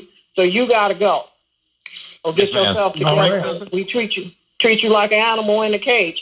I mean, because they're wild. That's right. Hey, Sister Anita, we thank you for calling in. Thank you so much, brothers and sisters. We're going to move on to our next segment. Very important what's going on with the Elijah McClain case. So, Brother Naba'a, Brother James G., we got our special guest on the line already. Brother, thank you, Brother DJ. You know, man, the Honorable Elijah Muhammad, brothers and sisters, and the Honorable Minister Louis Farrakhan, we want you to really hear us and understand us. When we talk about these two men, it's not personality worship, even though they have beautiful personalities. It is a recognition of their great value to us as a people who keep suffering. And with all due respect, brothers and sisters, I'm just going to say we keep making the same mistake, in my view. And I think it's objectively true. We refuse to recognize the time and what must be done. We refuse to recognize the reality of an enemy that we have and why it is so important for us to chart our own course. So we got Sister Midian Holmes, activist from Aurora, Colorado. She's going to bring us, brothers and sisters, up to date on some developments and the pursuit of justice for Elijah McClain, who died in 2019, 23 years old. Aurora, Colorado police put him in a neck hold that led to a medical emergency, and then a paramedic injected him with an overdose of a sedative and did not follow department procedure. And brothers and sisters, I mean, this case always just breaks my heart because this was such a pure, innocent soul of a young black man. And, you know, we can never get justice in this case fully. You know why? Because justice would have been Elijah McClain being able to come home and hug his mother. So, Sister Midian, why don't you come on in and I guess you can tell us what's happening with this thing. Yes, well, good evening. Thank you so much for allowing me to come back into this space and sharing this story. You know, this has been quite a journey for not only the family, but also the community, and even the community abroad. So, you know, as you put it very well, Elijah McClain was taken from us back in 2019, and his soul was very pure. He was a loving, loving soul where he took care of everybody that he came in contact with. And, you know, had such a presence about him that offered so much calm and peace, not only to us, but also to animals. And he was a soul that wouldn't even hurt a fly. You know, if he saw a fly, he would catch it and take it outside. And so just the softness and the beauty of who he was and what his legacy continues to be is something that is the reason why this story should grapple with all of us so deeply. And so the individuals that were involved in what I would call a lynching in the street, there has not been any one of them that has had to experience the reality of what they did and the reality that they took a life like this. So just recently, Peter Shikuniak, who was the lead paramedic and was the one that actually injected the ketamine into Elijah's neck that night, when the conviction happened and the sentencing came down by Judge Mark Warner, he was sentenced to the minimum, the absolute minimum that he could serve based on the charges, and that was 5 years in the Department of Corrections. And so that sentence came down, and he was remanded into custody, and he was taken to jail and serving out his sentence. So in the state of Colorado, in 1977, there was a state statute that allowed for anyone that commits a crime that is serving in the Department of Corrections, you are allowed to make a request to the court to have your sentence modified. And so that modification, the motion for that modification was sent by Shikuniak's law team, and they sent it in June. And just as of recently, Peter Shikuniak's sentence has been overturned, and he will still be his sentence has been overturned, not his conviction. He will still have to live under the cloud, if you will, of being a convicted felon that resulted in a violent crime. But he will not have to serve another day in prison. He is now out in community, and he is now been sentenced to 4 years of probation.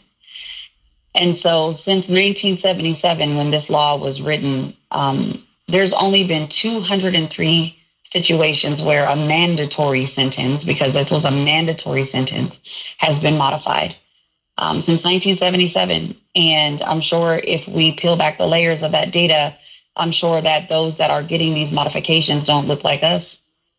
And this is just yet another scenario where we now have a precedent that is set, and just a statement that's been made by Judge Mark Warner and the 18th Judicial District that the matter of Black lives is always negotiable. Elijah's life was negotiated, and him being someone that had to pay the price for taking that life, the value of us was on the negotiation table, and we lost. Wow. You know, Midian, very often when you hear about such cases, and first of all, my heart, and as always, give our love and condolences, and whatever we can do for Elijah's mother and his family, we will do. We extend the same to you as well, you know. But there's often times what is said is that a judge doesn't want to act to nullify a decision by a jury, right? Mm-hmm. But apparently that didn't matter in this case, even though this was a minimum sentence, brothers and sisters, for someone responsible now for the death of another person. I want you to hear me well, okay? Responsible for the death of another person. Kuchiniak was convicted of criminally negligent homicide and assault. Mm-hmm.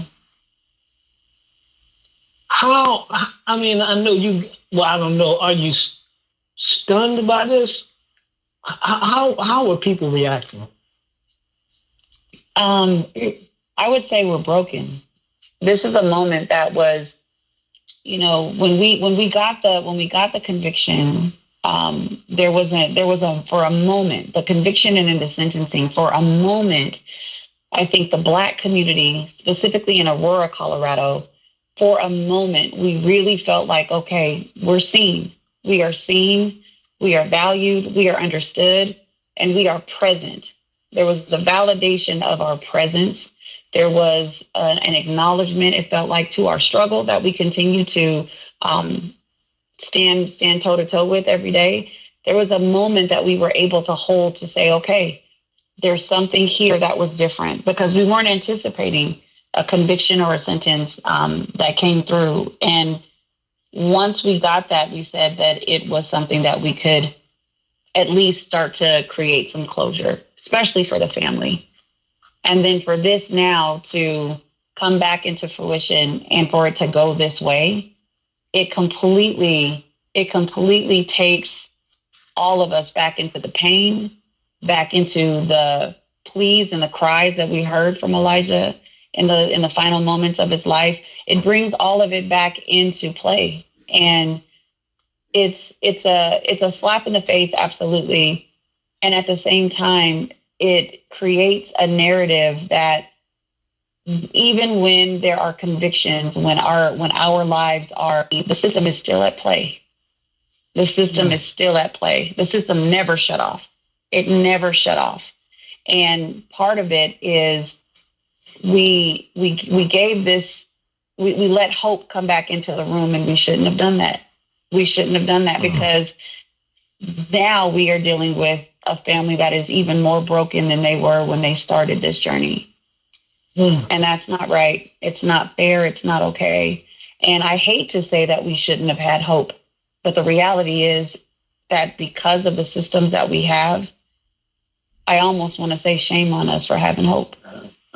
Yeah, because the community put a lot in it. I know you've been on the show several times over the last, months, couple of months, 3 or 4 or 5 months, however long it's been.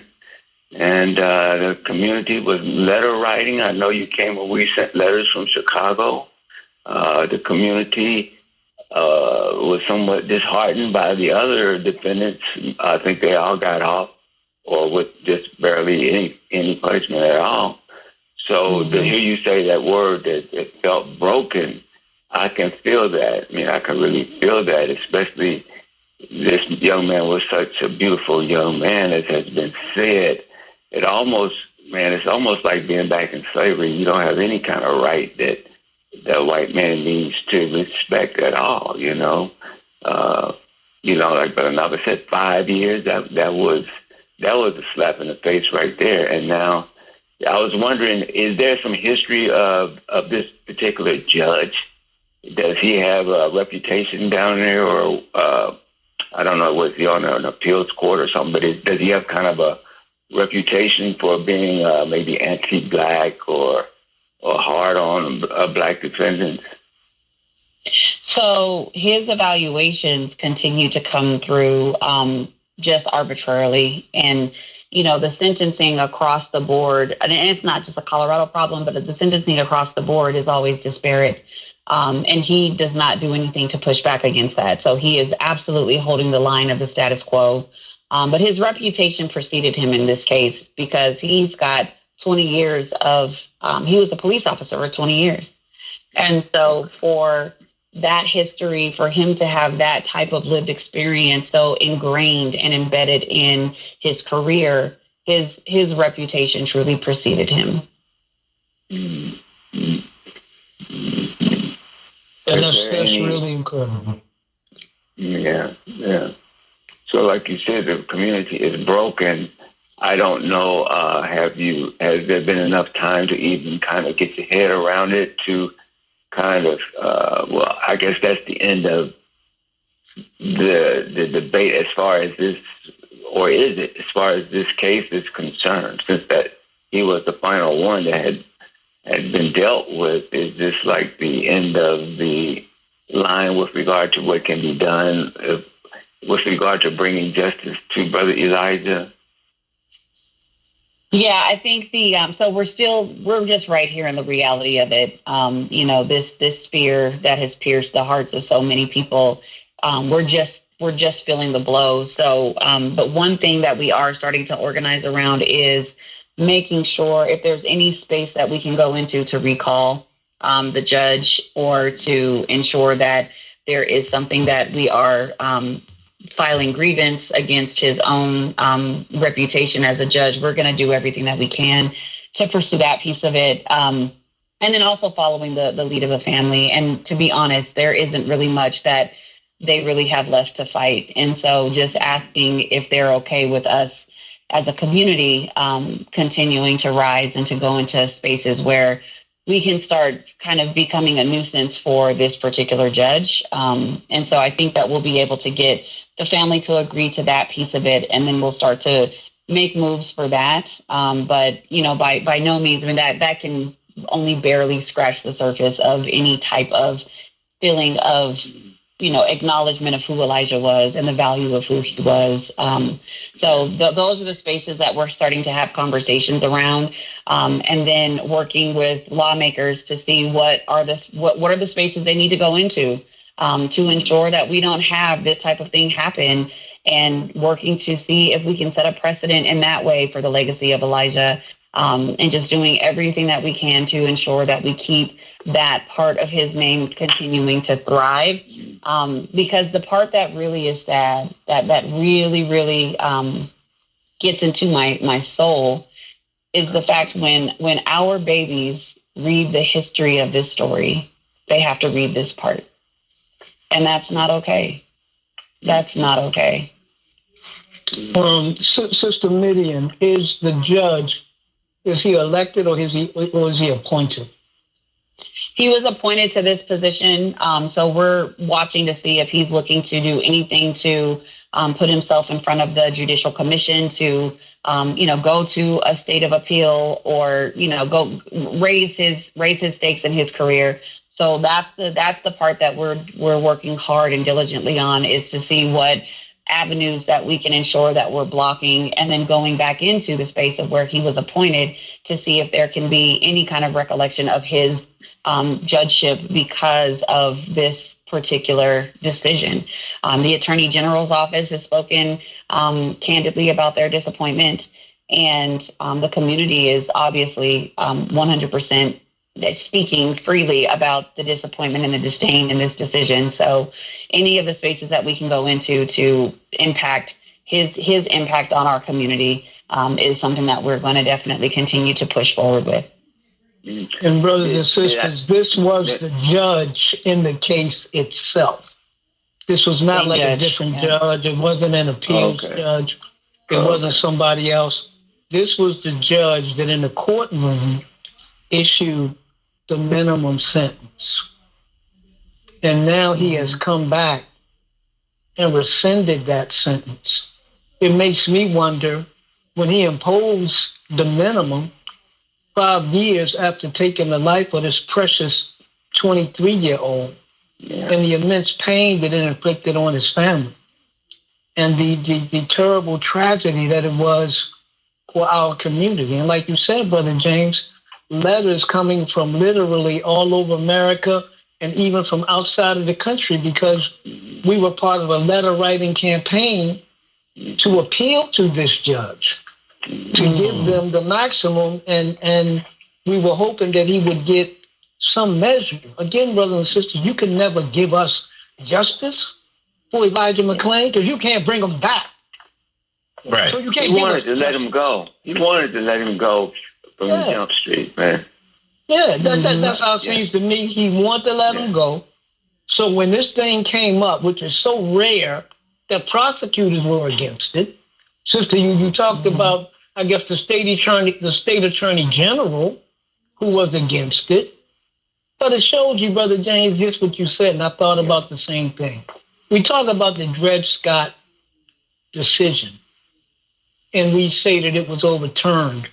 But remember, brothers and sisters, the minister, the Honorable Minister Louis Farrakhan, has taught us about basically how beliefs become codified into law, right? Yeah. So this law that a black man has no rights that a white man is bound to respect. This was the Dred Scott decision, major decision that impacted us for years, was supposedly overturned by the 13th and 14th Amendments, right, to the Constitution. But we see that while it may have been overturned by a matter of legal statute, it has not been overturned in the hearts and minds of white people with power. Right. Mm-hmm. It still exists. And so for this, and I really feel for the family. But I'm going to say this, and this is not a pipe dream, brothers and sisters. Because I'm telling you, if you believe in justice in the universe, if you believe in karma, if you believe in the Bible, which says that those who live by the sword shall die by the sword, if you just believe and feel like in your soul what your grandma told you, boy, don't be doing evil to people. You're just going to bring it back on yourself. Mm-hmm. But the Honorable Elijah Muhammad, and I'm telling you, brothers and sisters, I'm not, let me calm down. Because I'm not trying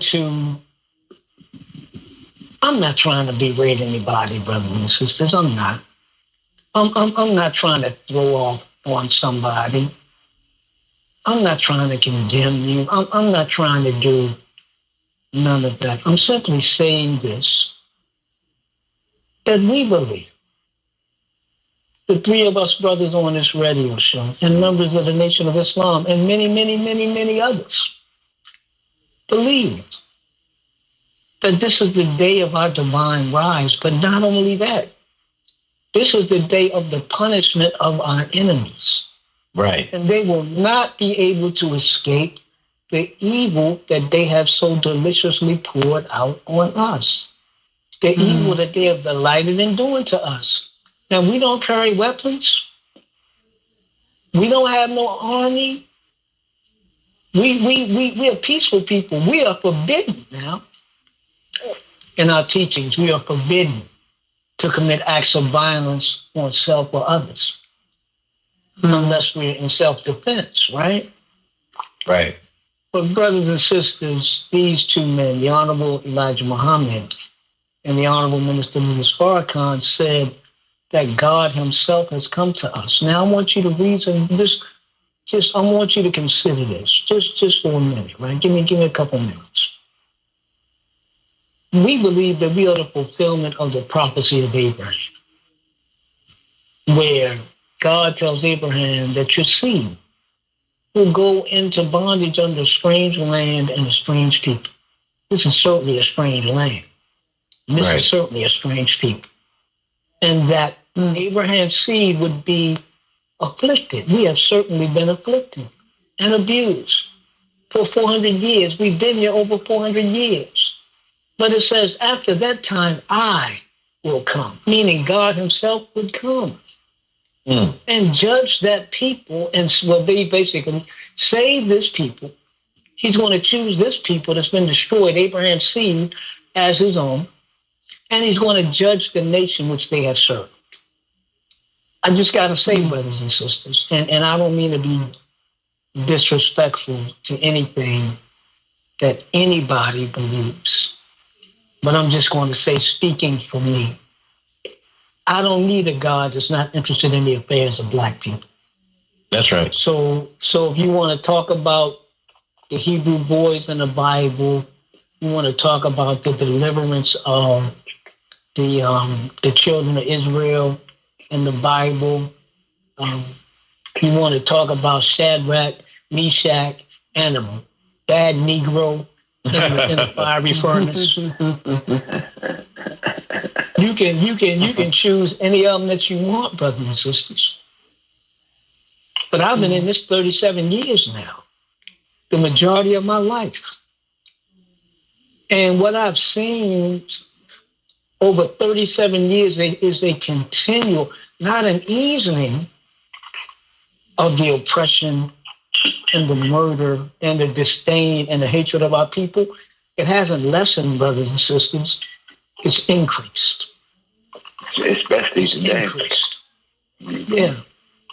So the Honorable Elijah Muhammad talked about the wilderness of North America, and he said to the white man, if you say that we were savage, right, and we lived in a savage, well, not if you say that we were savage. I'm sorry, that's not what he said. That's not what he said. But he essentially said, basically, if you said we lived among wild beasts in Africa, right?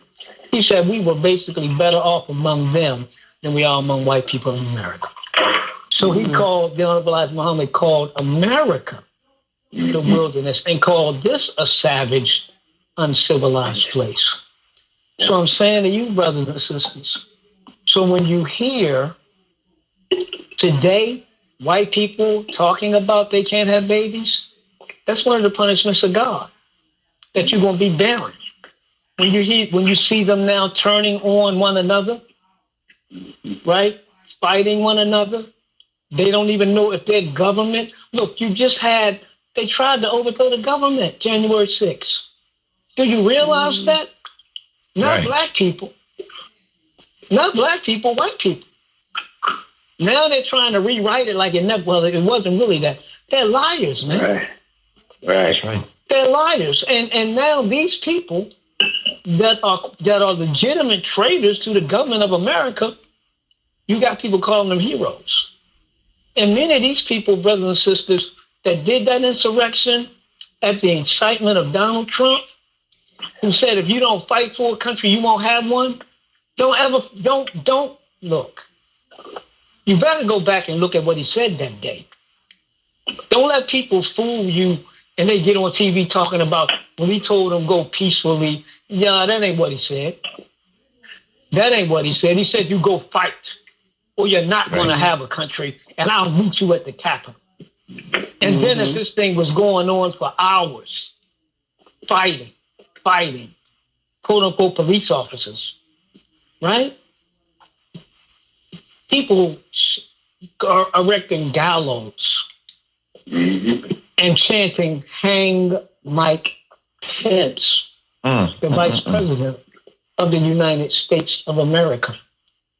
You know, you had people that died, law enforcement, in relationship to this thing. You had a white woman that was trying to basically kick the doors in and get into the House chamber that was shot to death. She's an insurrectionist, but she's being called a hero. So, Brother Naba'a, what are you saying? End of the day, brothers, I'm saying consider the time and consider the time and look at the signs of a nation that is unraveling before your eyes. That's right. So they're going to pay a price for what they've done for Elijah's death. And Brother Naba'a, he ain't going to do it. Brother BJ ain't going to do it. Brother James ain't going to do it. But God himself is going to do it. And you might find them doing it to one another.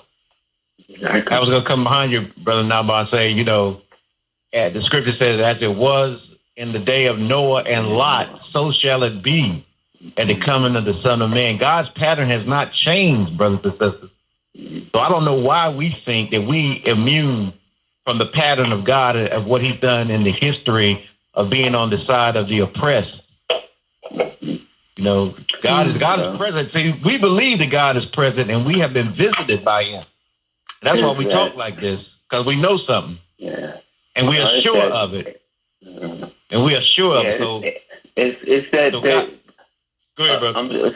Is that a lot of us, we say we have faith and believe in God, but we really have faith and believe in the devil, because that's who we depend on to supply all of our needs. And so when a man like the Honorable Elijah Muhammad said, separate and do for self, number one, that's so strange, because coming out of slavery, we absolutely did know how to do for self coming out of slavery. We were doing for self coming out of slavery. We were, I would say, at some of our strongest coming out of slavery, because we were building our own communities and, growing our own food and being united with one another, even though it wasn't utopia, but we were growing. But of course, when they came and post-Reconstruction and destroyed everything, and then integration is when we totally said we had faith in God, but really our belief and our faith was in the slave master, because now he was the one who was allowing us into his home, into his house, and allowing us to participate in his world more freely. And we kind of started to thinking that we were him. We was his true brother. because he was allowing us to do things we had never done before. And we just took down our guards, many of us. We just let down our guards. And we celebrated. We celebrated being able to use the same toilet. We celebrated being able to drink out the same water fountain. So, that completely disarmed us, in my opinion. So we lost everything in that process. What little we had, we lost. So what we're saying is the Almighty God Allah is going to avenge the murder of Elijah McClain is what we're saying, brothers and sisters. You don't have to. You can put your complete trust in it's that. It's going to be all of it. All of it. That's right. Not just him. All the way back, man. All the way back. Vengeance is mine, said the Lord. Come on. Did the Bible say that God said He would bring all the blood from, was it Abel to Zacharias? Zacharias, yeah.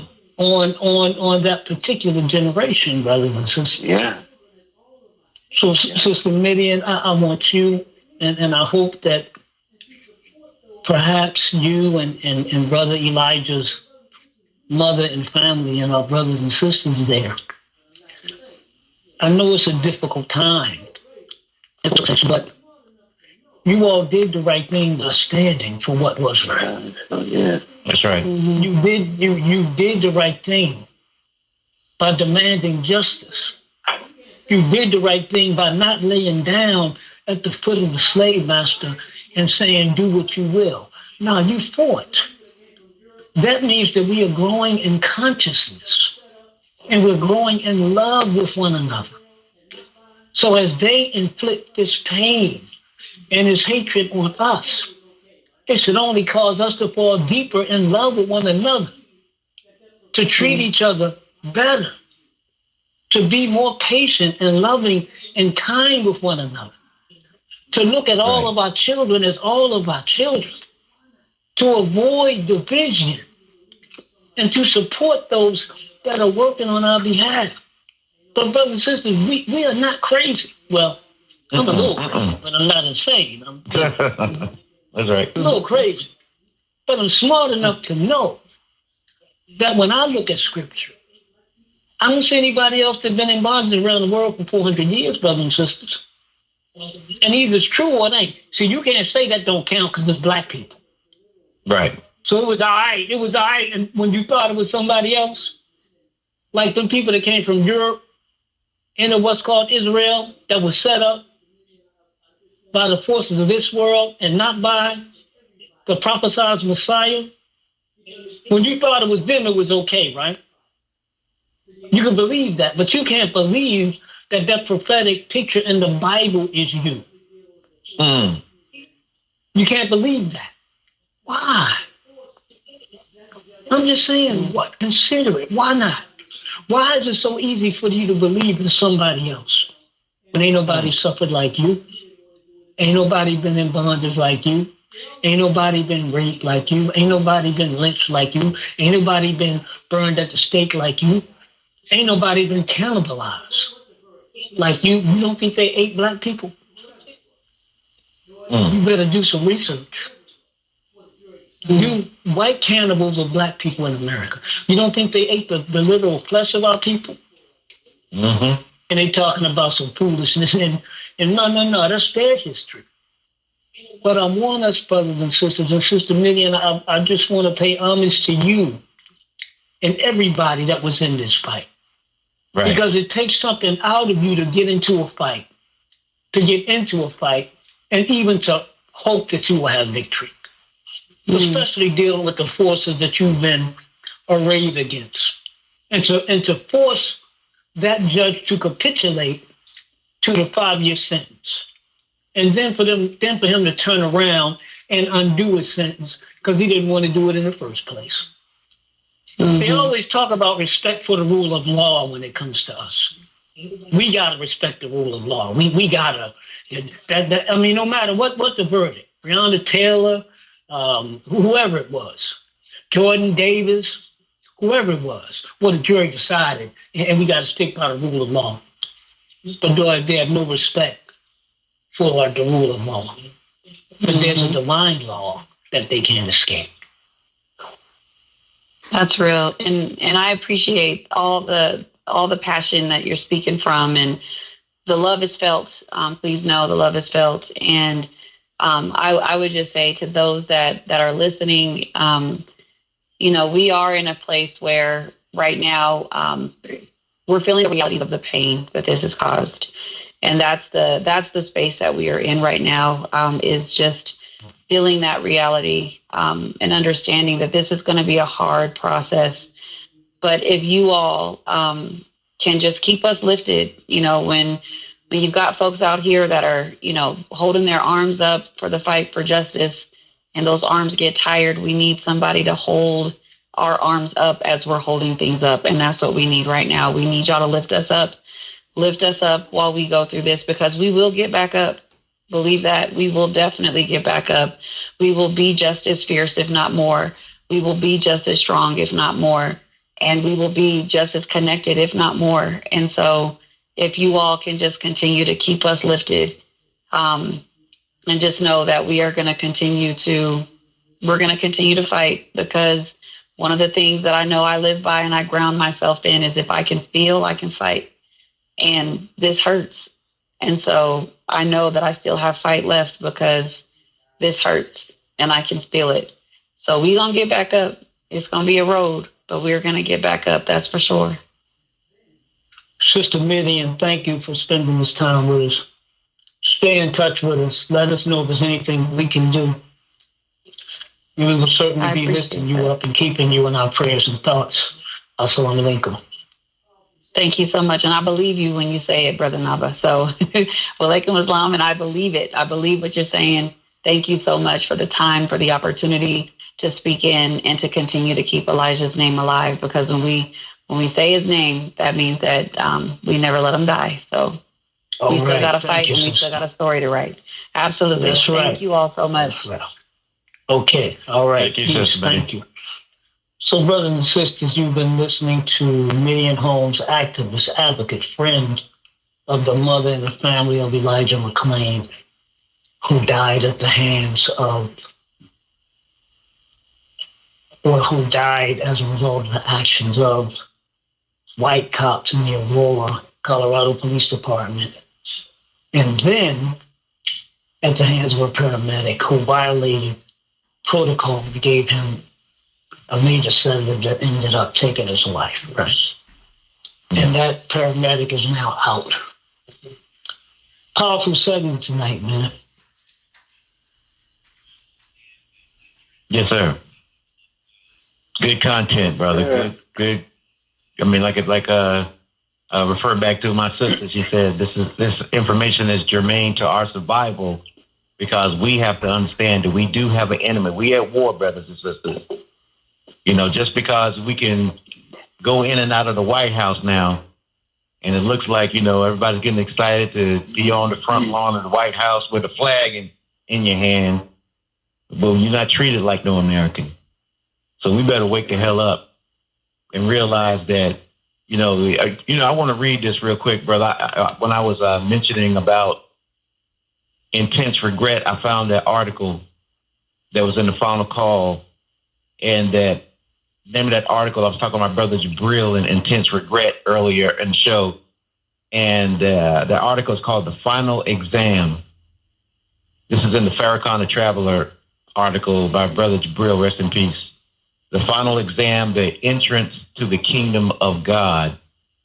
And when he mentioned intense regret, he says, if we refuse to make an immediate change in attitude towards God's wisdom and Minister Farrakhan, we will soon experience intense regret. Mm-hmm. Mm-hmm. And, the minister's been guiding us.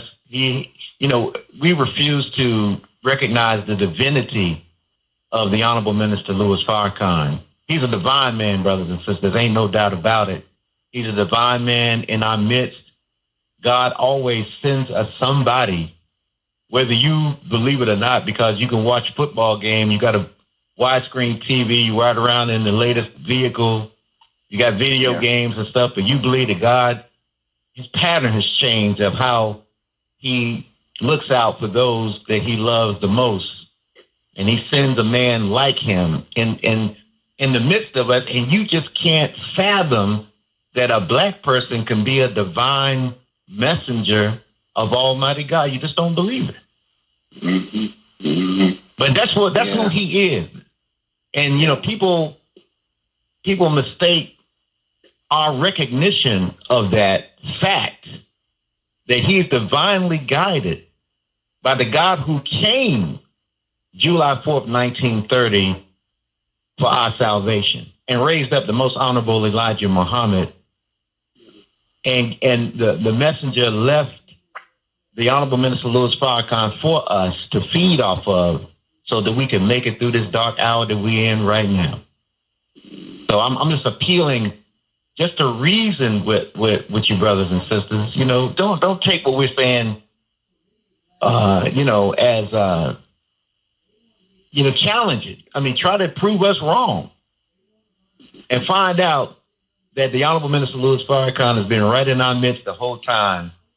And he's been trying, as the suffering servant, the pleading woman, that we would wake up and we would choose righteousness over wickedness. And then we would get away from our open enemy and stop relying on them for our salvation. The Honorable Elijah Muhammad told us, he said, separate or suffer the consequences. We must wake up before it's too late, brothers and sisters. Please. Mm-hmm.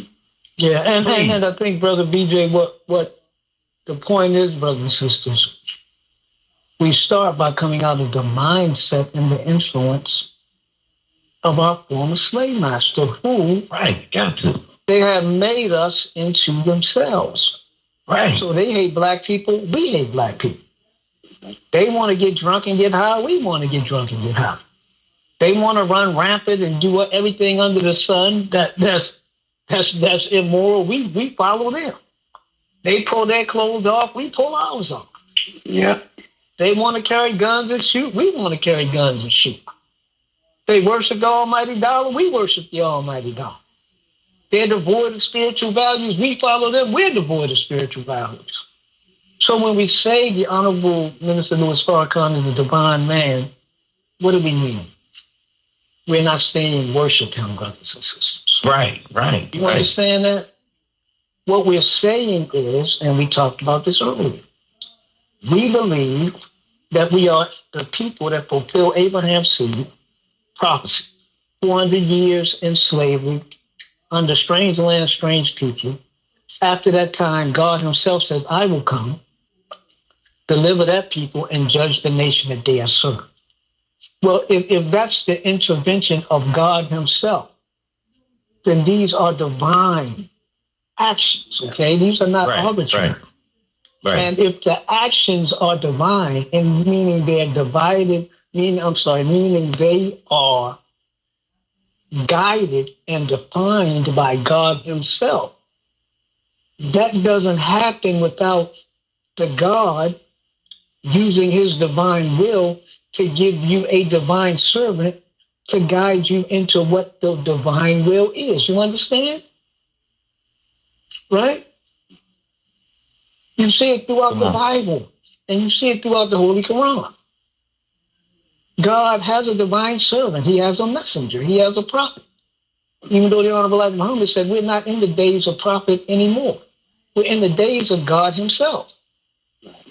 So my point is, if we are a people with a destiny that is divine, you don't get there without a divine servant. And I'm saying, you don't need to look back 2,000 years ago, brothers and sisters. So that's our problem. We've been taught to look back when we should be looking on the contemporary scene. The contemporary scene. Not 1,400 years ago, not 2,000 years ago, not 6,000 years ago. We should be looking right now, trying to see where we are. And remember, everything we were taught by our slave master. And why would I teach you right? Why would I teach you right if I don't treat you right and I hate you, and I know that your rise means my fall. Wise white people know that. That's why they're such. That's right. I'm going to close with this. If we're such a raggedy, no good bunch of people, why they always got our foot on our neck? Right. Why they always got us under surveillance? Yeah. Why they always worried about what we're doing?